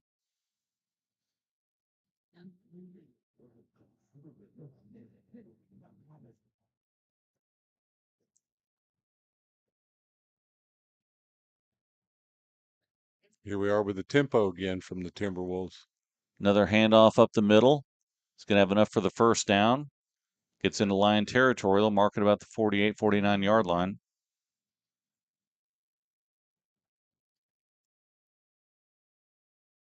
It's a ball just inside Lion territory. 1st and 10, Cedar Park. And Timberwolves not wasting a whole lot of time between plays. 4 receiver set.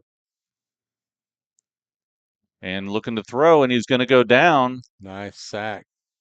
He will lose a yard, so that will be an official sack. That's the second one tonight from Bert Holyfield. Place the ball right at midfield. 2nd and 11.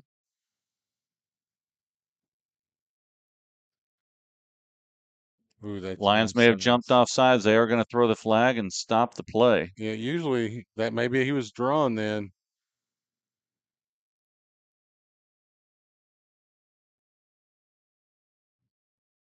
They usually won't stop the play unless there's contact. I was gonna say I didn't see any contact there. Yeah, he's Yep. saying it's a false start.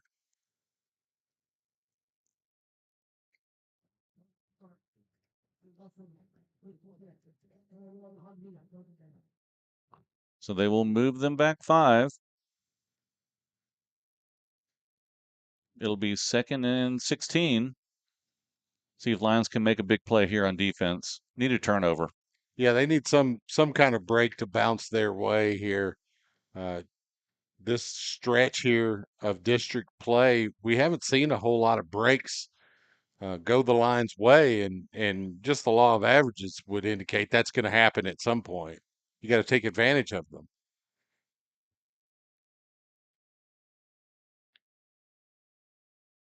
Looking to throw. Got some pressure.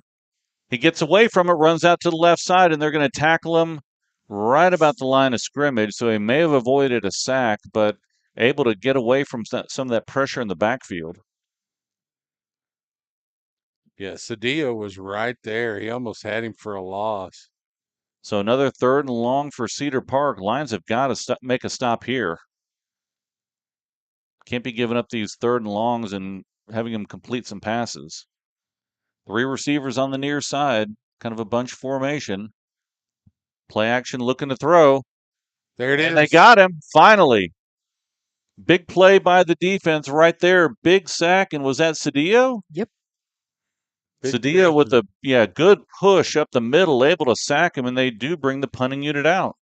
Yeah, on it's the it's they made a 3rd and 17 earlier tonight, but 4th and 20 something, looks like 20, right around 18, 19 yards. That's a tough conversion. See if Lions can get a good return here. Brzezinski and looks like Burris are back.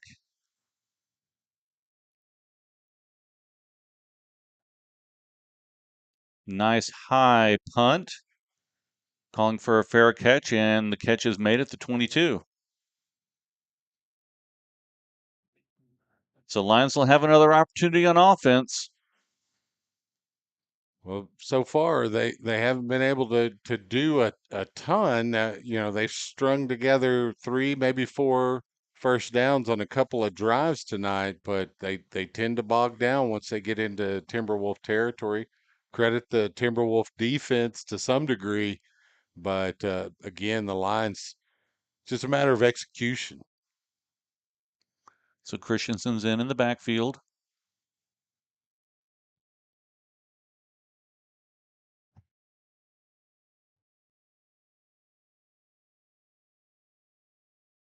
It's going to be a run off the right side. Once again, hit at the line of scrimmage, but a good push forward, picked up about 4. Clock down to 5:05 and rolling in the third quarter. Christensen on the carry there.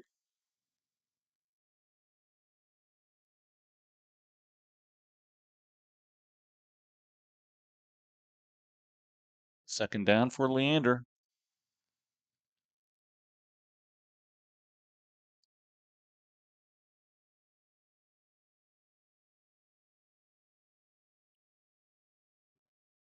No snap, lots of pressure, throws it out. It is tipped and almost intercepted. Tried to go to Gordon on a little out route, but lots of defensive pressure and good coverage as well. Yeah, Gordon almost caught that off the tip, except Alex Underwood pushed him, which was completely legal after the ball had been tipped into the air. Otherwise, I think he comes down with that pass. Probably picks up the first down. So 3rd and 5, trips on the near side, empty set. Tighten up the defense, see if they bring some of those linebackers on pressure.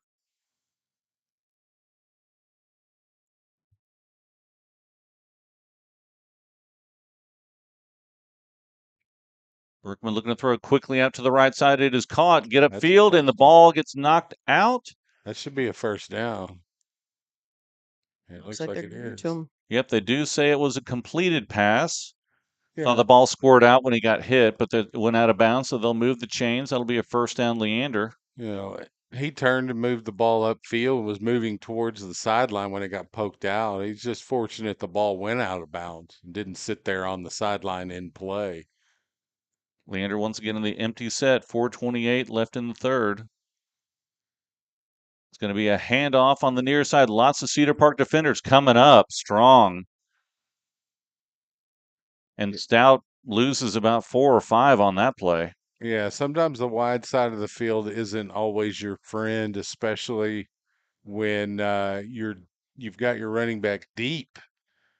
He's got to make up 5, 6 yards before he gets to the line of scrimmage, moving laterally like that. Is that the end of the quarter? No, Now we have a player down. got a player down. So let's give a shout out to our Lion Nation sponsors, Austin Telco Federal Credit Union, atfcu.org, Cold Drum at Edward Jones at edwardjones.com, Golden Chick. Check out locations.goldenchick.com, Hella's Sports Construction at hellasconstruction.com, Pendleton Orthodontics at pendletonortho.com, River City Construction Design, rivercityconstructiondesign.com, Smoky Mo's Texas Barbecue at smokymo'sbbq.com, Texas Disposal Systems at texasdisposal.com, and Bahama Bucks at bahamabucks.com. So second and about 15, maybe 14 for Leander.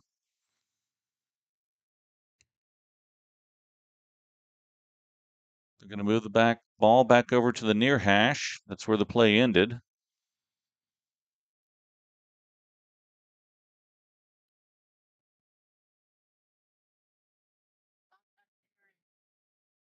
Lions just haven't been able to get anything consistent on offense. Yeah, they really haven't found an answer here to the Timberwolf defensive attack. Play action. Berkman looking to throw. Pass is up, and it is deep. Miscommunication. I don't think Kreitz saw it. Number 24 for the Timberwolves, Cole McLaughlin, was the only one who saw the ball. It kind of flew out towards the sideline. Incomplete. It'll be a 3rd down and 14. Yeah, I don't know if that's a miscommunication between Kreitz and Berkman, or if Kreitz just thought that it was a run play and was trying to block.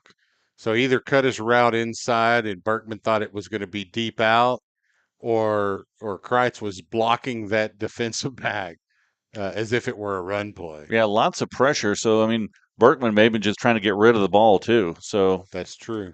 here we go. 4-receiver set. Back looking to throw. Pump. Throws it down the middle, and it is in and out of the hands of the Cedar Park defender at midfield. Yeah, you don't get a much easier attempt at an interception there, but that one dropped by Alex Underwood of the T-Wolves, and he'll hear about that from his teammates tomorrow.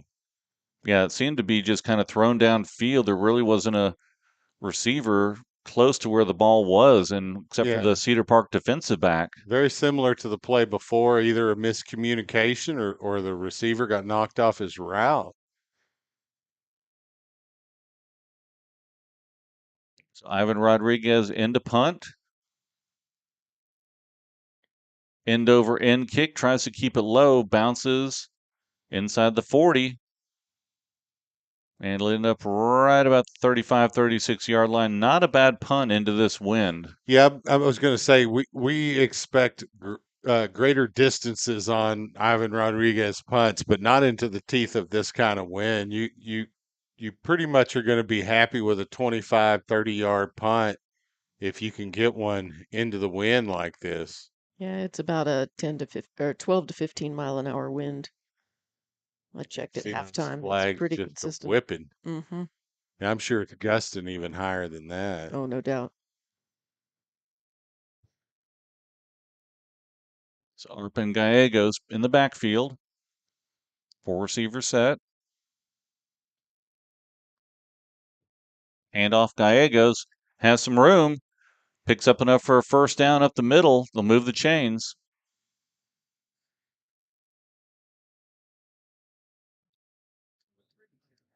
Pulls out that Cedar Park 46-yard line. Another run. He gets hit behind the line. Cedillo. Nice job by the nose. Flair as well. And let's see who else. It looked like Brady helping to clean up. So it's going to be 2nd and 14.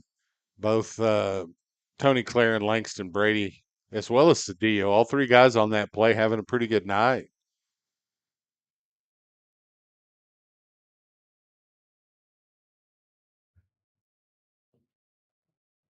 Game clock is down to 2:47 and rolling here in the 3rd.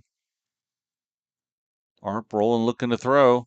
Too much time. Pass. It is caught for a 1st down. He makes a move, bounces to the outside. It'll be brought down right about the 40-yard line. Catch by number 13, Gavin Chapa, but they will move the chains. Pretty good pass by Arp. Yeah, you give Art that much time, he's going to find somebody open. The Lions have decent secondary, but you can only cover receivers for about 3.5, 4 seconds pretty effectively. You give the quarterback more time than that in the pocket, and the quarterback's good, like Arp, he's going to find somebody open. So trips on the far side of the field, wide side. Arp play action, looking to throw. Got some time. Another pass incomplete. Tried to go to, let's see if I can get his number here, number 80, and that is Zane Claybrook. Incomplete. Yeah. Looked like that may have been a miscommunication there. We haven't seen Arp that far off on a delivery all night, and so I'm going to say that, either Arp or the receiver, Claybrook, had a different idea in mind for that play on the read that they made. 4-receiver set. Ball is back, looking to throw quickly out to the left side. It is caught, and he is brought Nice down. tackle by Tony Claire out there in open field for a loss. So it'll be 3rd and about 13. Ball's at Leander 43-yard line. Trips now come to the wide side, the near side.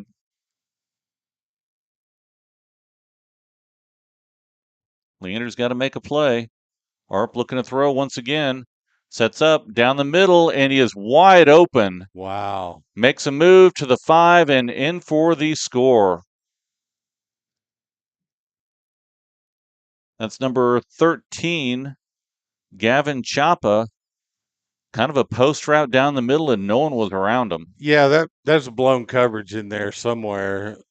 Guys aren't that wide open, unintentional or intentionally. So there was certainly some kind of coverage breakdown on the line secondary there at a bad moment. Low kick. It's good though. So Cedar Park now up 35-0. 1:21 left in the third quarter.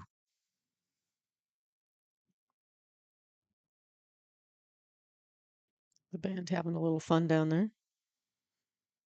Band and fans. See if I can find some of the scores in the district here.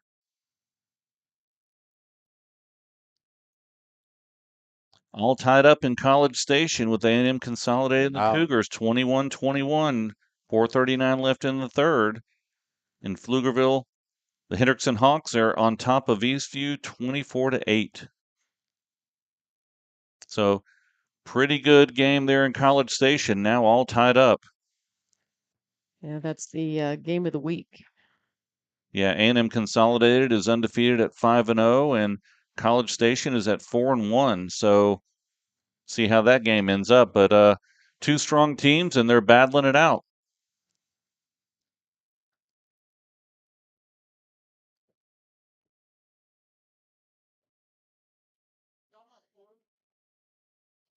Cedar Park getting ready to kick off once again from the 40.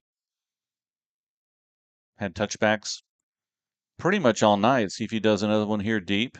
I wouldn't be surprised they kick an onside, to be honest. Now we're going to have a delay of game. Yep.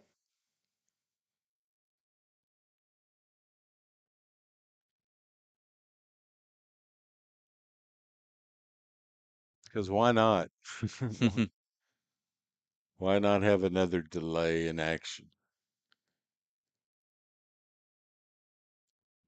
Doesn't look like they stepped off anything. Now we'll just say let's restart the clock and let's go.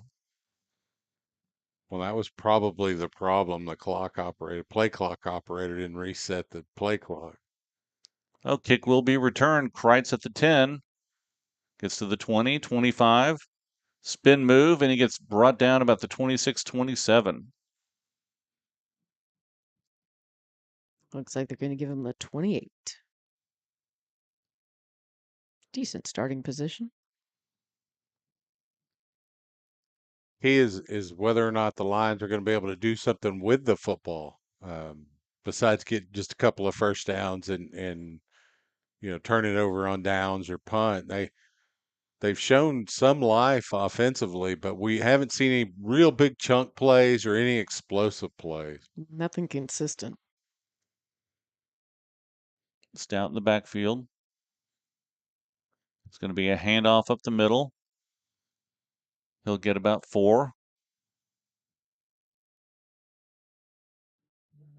Game clock is now down to 1 minute in the third. Lions are going against the wind.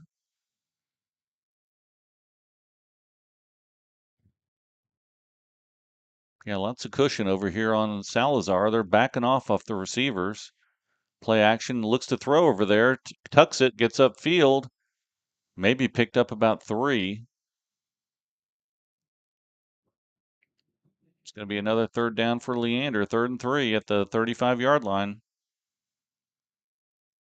Much more manageable third down than we've seen on some occasions tonight, but these third downs have been tough to convert for the Lions. So Twins on the far side, single receiver on the near side. Joe Vasquez in the backfield at wing formation. Handoff off the right side. He got nothing. Nothing. Lost yardage. May as well go for it here on 4th and what, 5 or 6? Yeah, you got nothing to lose. You're down 35-0. Let's see if you can get a first and see if you can get some more offensive plays. And that is the end of the quarter. So they will flip sides. Well, and with the win, you may as well go for it, but we'll see here when we get back. Well, we'll just keep it here. Let's give a shout out to our platinum sponsors another time. 5-Star Civil Construction, number 5starcivil.com, 737-209-0532, funk.com at funk.com, 737-808-3909, Plains Capital Bank, plainscapital.com at 866-762-8392, Right Fit Admissions Consulting at rightfitadmissions.com, 650-376-3791.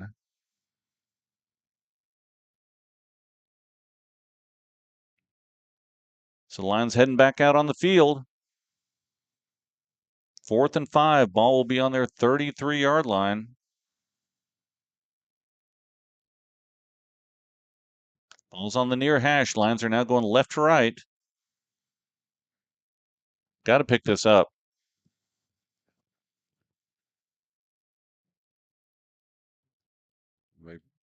Oh, nope, they're going to punt. Nope, they got Rodriguez in. See that they try a fake here, but Rodriguez is in to punt.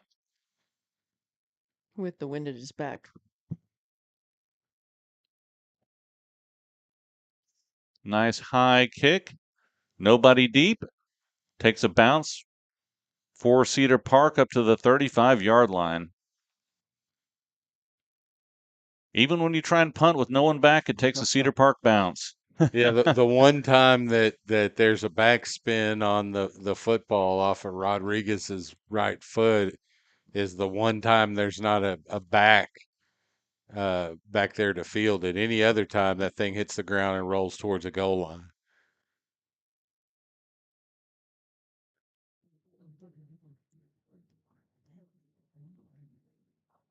Yeah, stars are not aligned tonight.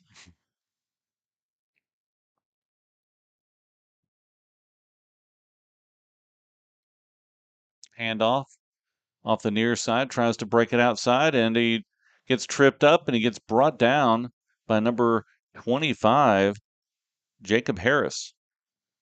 Yeah, pretty good open field tackle there from Harris. Got about 3, be 2nd and 7.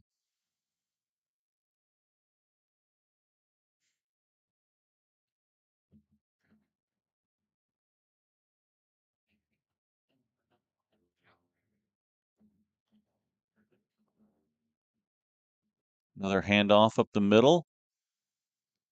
Gets hit there. Number 45, Caleb Watts, along with Holyfield. Maybe one. Yeah, looks like about a 3rd and 4 now.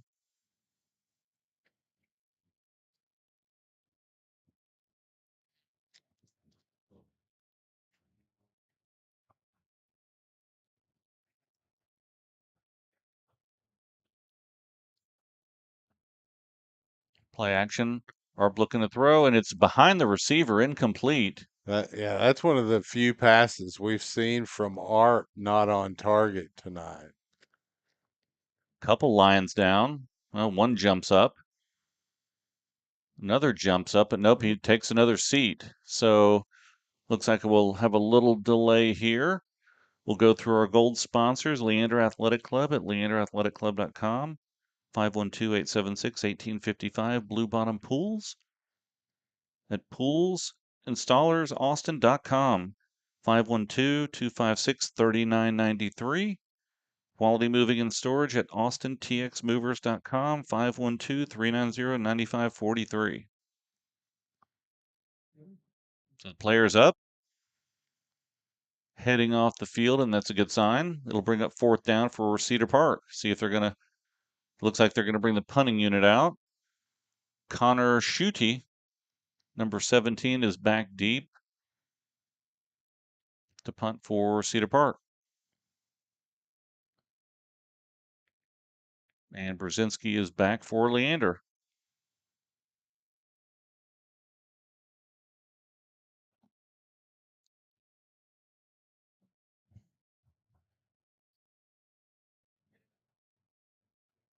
Watch a fake here. Ball bounces back to the punter. He does get it off into the wind, gets held up, hits at the 35, goes down inside the 30, down to about the 26-yard line. That's about the And best. there's a flag back near the kicker. That's about the best you can hope for in a punt into that wind like that. Well, that may just be a towel back there. Hopefully. Yes. That's a red towel. Okay, that's a towel. That's not a flag. So Lion player lost their towel somewhere along the way. 10-17 left in the ball game. Leander trails 35-0.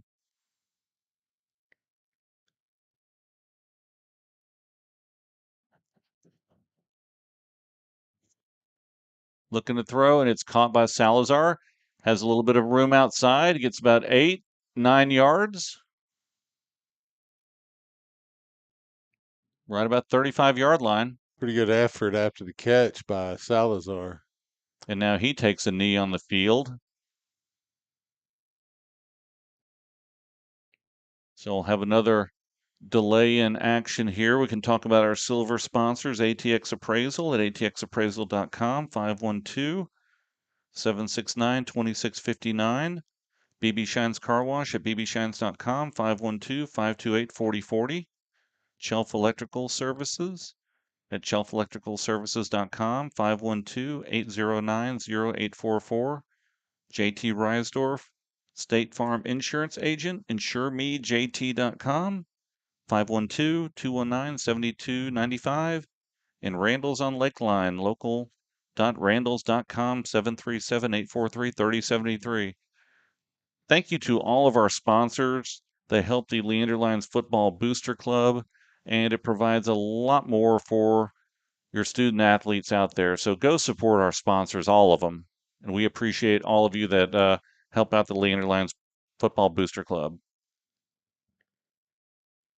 So it's going to be 2nd and 1. 9:59 left in the ball game. Right now, trying to avoid a shutout. 4-receiver set. Play action. It's a toss out to the left. They're going to pick up the first down. Goes out of bounds right about the 45-yard line. And that was Gavin Brzezinski on the reception. Getting a little bit of time on the offensive side, taking a hit instead of delivering one.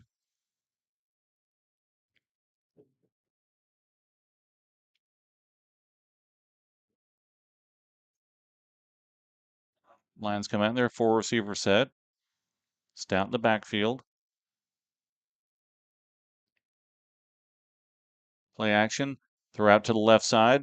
Brzezinski again. Pretty much the same play. Yep, got a block by Salazar to kind of spring him up. Picked up about 8.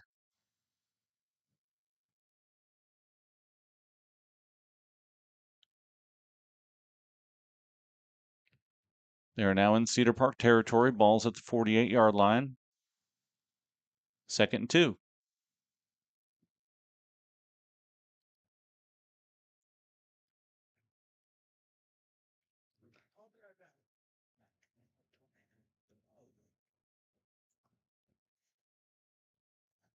Play action. Toss down the near side, a little too tall. And they Throws do a throw a flag. flag. Wow, there's actually a flag on the field, Chuck. Yeah. Mickey, look at that. Wow. Well, and I suppose that is the second interference call against the Timberwolves tonight, but we've seen at least 3 more questionable exchanges between defenders and receivers that were Uh-oh, they're talking unflagged. now. Let's see, they got to talk. Not to mention some holds that went unnoticed.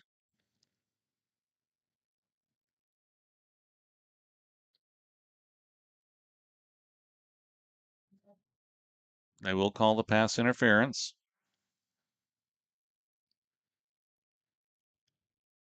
You're gone 15.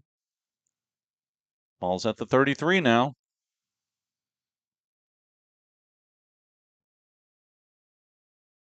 It's probably the furthest the Lions have gone all night.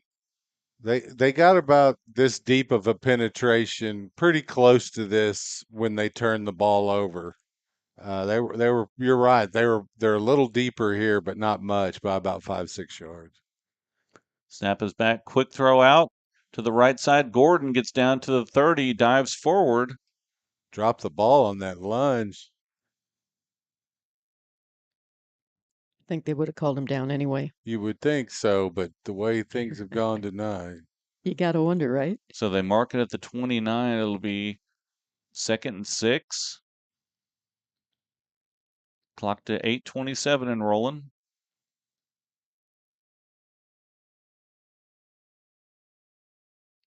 Christensen in the backfield with Gordon. 3-receiver set.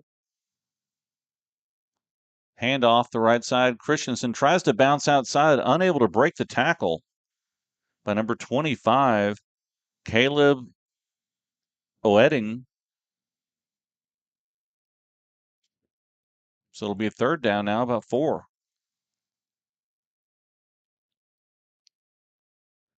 Leander wanted to break the shutout. Cedar Park wanted to keep the shutout. We'll see what happens. Yeah, this is a battle of will here. Timberwolves certainly want to shut out the Lions, and the Lions do not want to be shut out. Play action, throw back. Oh, and it's incomplete. Had it set up, tried to go to That should number. still be a live play. That pass was behind. Yeah, it looks like they're He's throwing an Yep, ineligible receiver. throwing the flag down now at the Well, 33. do you have to report in high school if you come Oh, in wait, as now an extra? they're picking it up. Well, no, Yeah. they're not. Let's see what they do here. Legal procedure Yeah. against the Lions.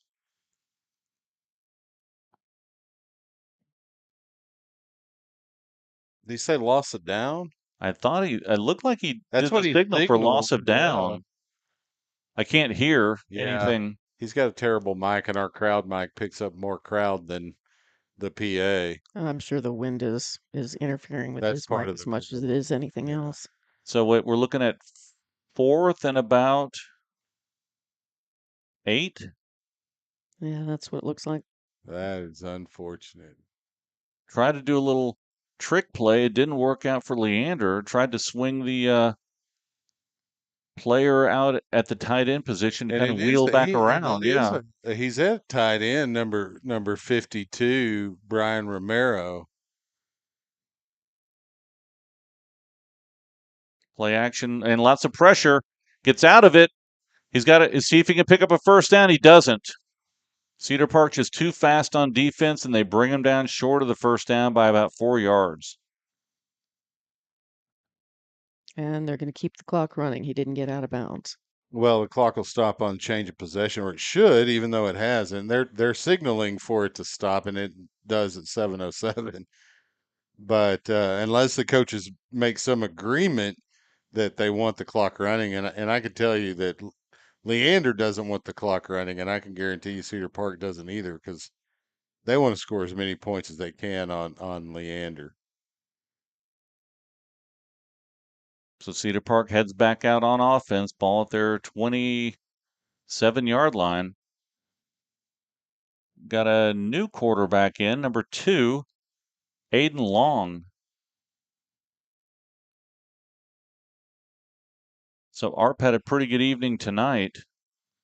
Aiden Long is now in at quarterback for the Wolves.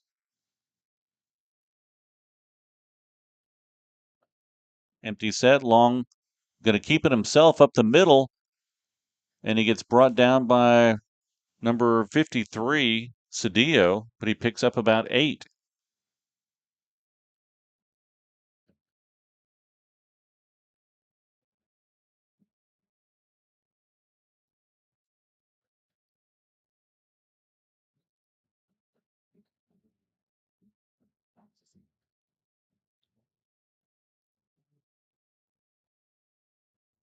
Taking their time on offense. Yeah, they're going to eat up all that play clock. They're going to hand the ball off. Number 35, he makes some moves, gets a first down, so decent run by Gallegos. He's had a decent night tonight. They will move the chains. Yeah, the Timberwolf offense has obviously been instructed to use as much of the play clock as they can on each play. Whitehead almost threw his rotator cuff out trying to get the game clock going. So it'll be 1st and 10 right at the 39-yard line. Another handoff to Gallegos off the right side. The flag is thrown. Maybe they'll throw a penalty for holding for once. Gallegos picked up about 2, then got pushed back. So we'll see what the flag is here. Getting a little chippy out there, too. No love lost between these two Holding. schools. As schools individually, I'm sure They many call of the the holding. players are friends with the others. Right. They've been playing together for years. So there's a holding call. Wow. Place ball right at the 29.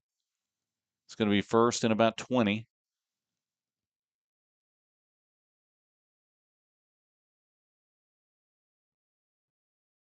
Game is now inside of 6 minutes and rolling.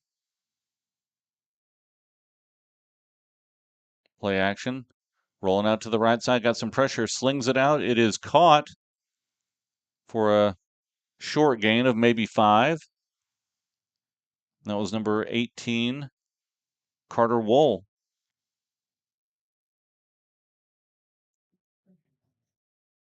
So 2nd and 14 for the Wolves. Malachi Phelan there on the stop for the Lions. He's had a good game tonight. Yes. One of the bright spots.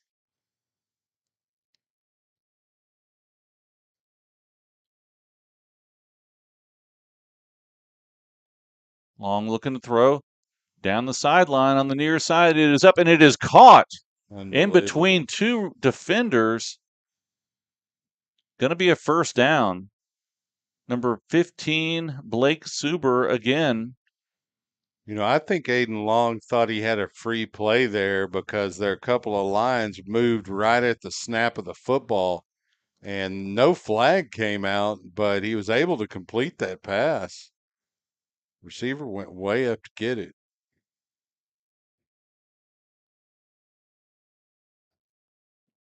Pretty good spiral into the wind, too. Yeah.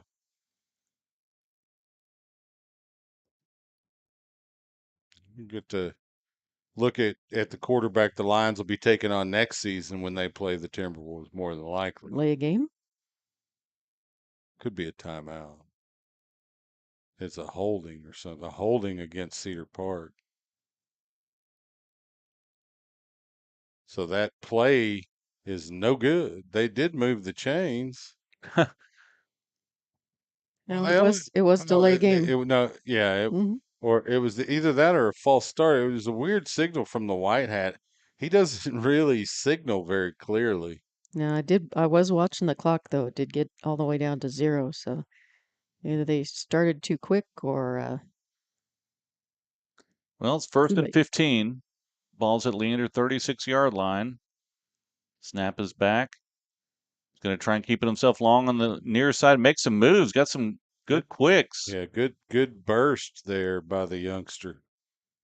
Picked up about 7 or 8 on that designed run. Dodged a lot of white jerseys, picking up some positive yardage. So it's going to be 2nd and about 8.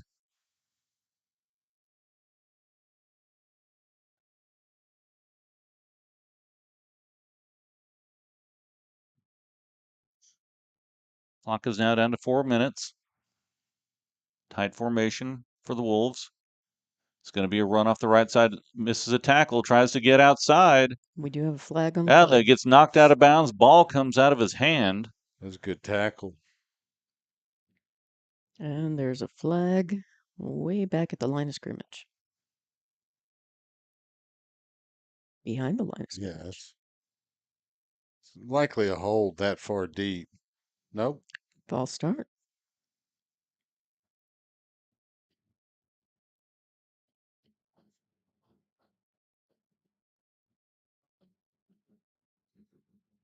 So they'll replay second down, 2nd and 13.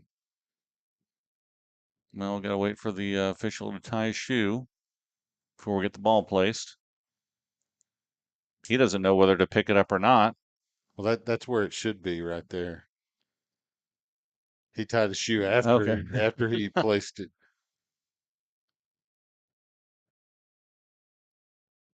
Just under 4 minutes here. So it looks like we have another quarterback in, number 9, Blake Pedanley. It's a handoff off the left side. Gallegos picked up about 3. I think that's Padani. Pedani. Pedani, okay. Yep.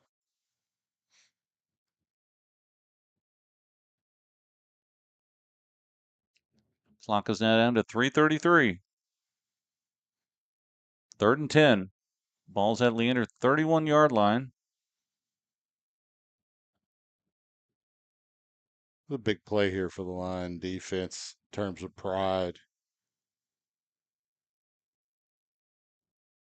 Low snap, looking to throw, play action, rolling out to the left side, throwing downfield. It's hit, Cedillo. and it is almost intercepted. Cedillo got a Oh, hand and on now a that. flag is down. You got to be kidding me. Maybe a hold. There should not be any type of roughing the passer on that. Cedillo was, Yeah, it was it is a holding. hold. Okay, Cedillo hold. was held, but he was able to split the double team and showed a nice little burst for a big fella to get out there and slap the ball basically out of the hand of Blake Padani. So they do take the penalty, move it back to the 3rd and 20. Lions 40. Well, can't make up his mind. 42. 3rd and 21 then.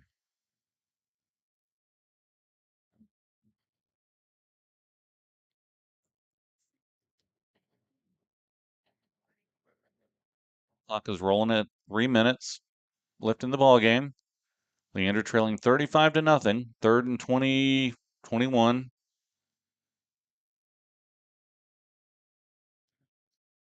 But Danny looking to throw, got some pressure.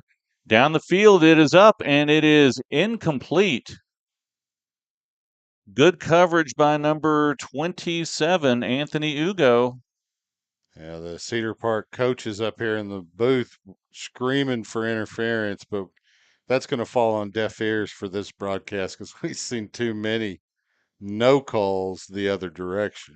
Yeah, I saw the deep official kind of reaching back into his pocket, but he let it go. Yeah, he looked at the side judge, and I think the side judge just shook his head. No, there's no interference there.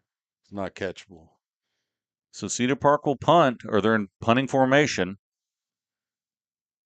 Nobody back deep for Leander. Now someone gets back there, and that's going to be Brzezinski heading back deep. The punt is up. It's going to hit about the 15, go inside the 10, stop right about the 7. So 2:38 left in the ball game. See if Cedar Park can keep a shutout, or if Leander is going to be able to drive down and get some points on the board. Anything at this point, even a long Rodriguez field goal to get that goose egg off there.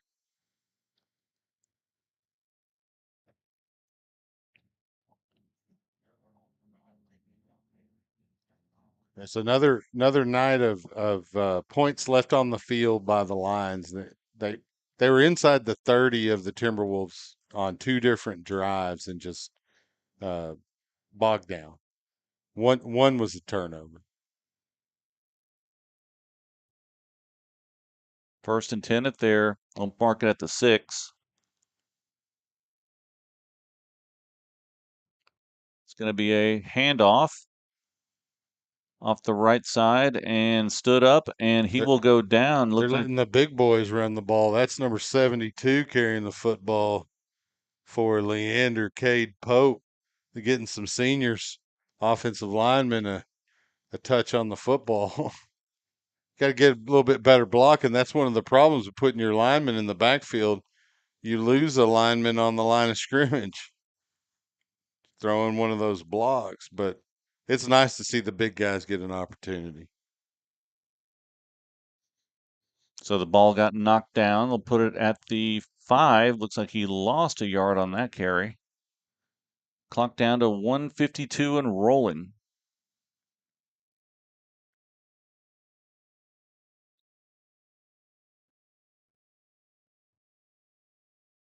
So whistles blowing and Leander trying to get the proper setup on offense. Penalty flag laying on the field there at Lane. 34.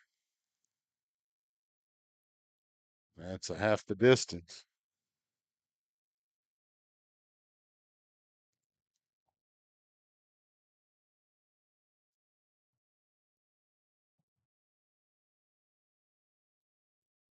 We're going to discuss it. Every Of call course has a they are. 2 or 3 minute long discussion.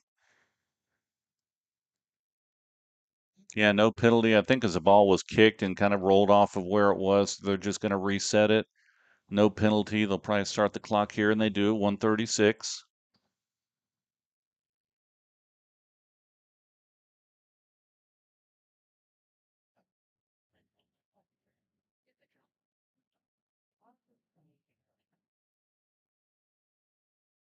Zappa's back. Play action. Lots of pressure.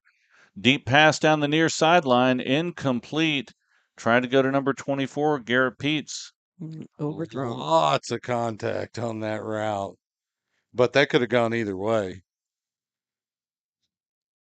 If you're a referee, you sometimes let those go because they're both just beating each other up down the route.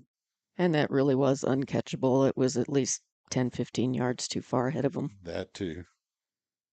So the So, Lions will wrap up their season next week, Mark, at home. yep, they have Eastview Patriots. That is senior night. Come out and celebrate these seniors for 4 years of hard work. Third down. Looking to pass. It is caught. Spin Burris. move. Burris picks up enough for a first down on kind of a little skinny post. And they're going to throw a flag there Yeah. after the play. That'll be against Unnecessary Cedar Park. roughness. Yeah, that was, Look, you don't get tossed out of the game for something like that. they really should. That was uncalled for. Took his legs right out from under him after the play. Yeah, well after the play. That is the weakest signal for unsportsmanlike conduct. I'm not sure his heart's in it, Well, he certainly hadn't seen him sprint anywhere tonight. but hey, he's here. Eh, So 1:06 left in the ball game. Ball's at Leander 40-yard line.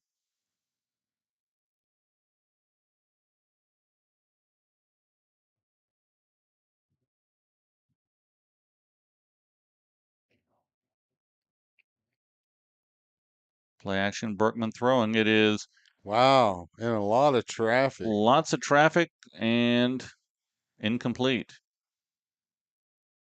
There were 4 defenders around that football, and he fit it all the way into the receiver. Yeah, tried to go to Augustus Byarena, number 17, incomplete.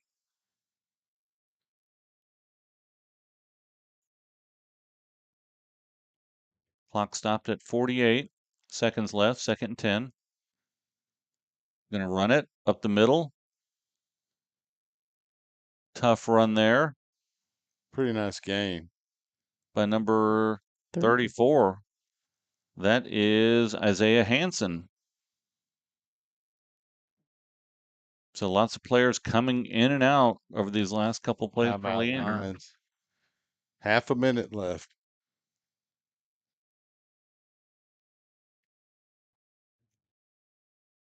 Yeah, so looking forward to next week. It'll be the final game for the Lions. They will be playing the Eastview Patriots at home at Bible Stadium senior night. We will go through the seniors on the roster and finish out the season next week. But yeah, it's been a tough season for the Lions. They started out 3-0.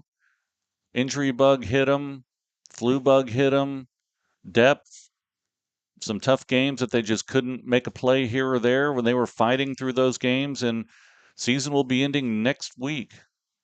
We thank all of you for tuning in and listening to the broadcast. We love watching these Lions out there. It's just been a struggle this season in district with some really good games, and they haven't had the breaks. Well, sometimes you got to make your breaks, right? They don't always just happen. You've gotta make those plays yourself. And the Lions all season have left points on the field every game, and that's something you gotta fix. 3rd and 2. Berkman looking to throw. He gets hit as the ball is a little too tall for Brzezinski. Tried to go post down the middle.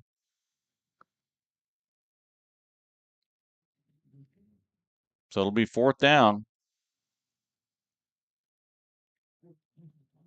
25 seconds left in the ball game.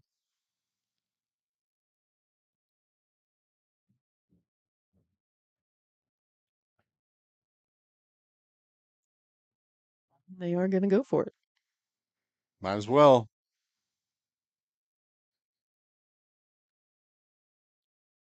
Quick throw out to Brzezinski. Tries to get 1st down, and he does right at midfield.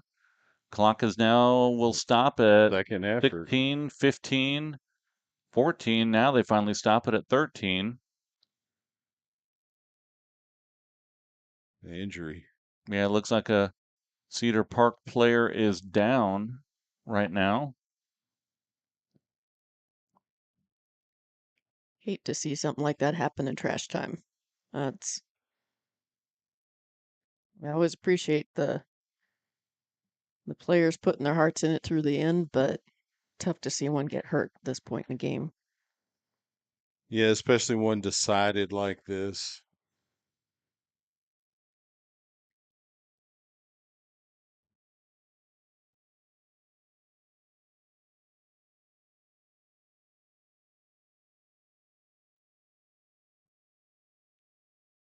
Well, we appreciate all of you tuning in this season to Leander Lions football on SHN Sports.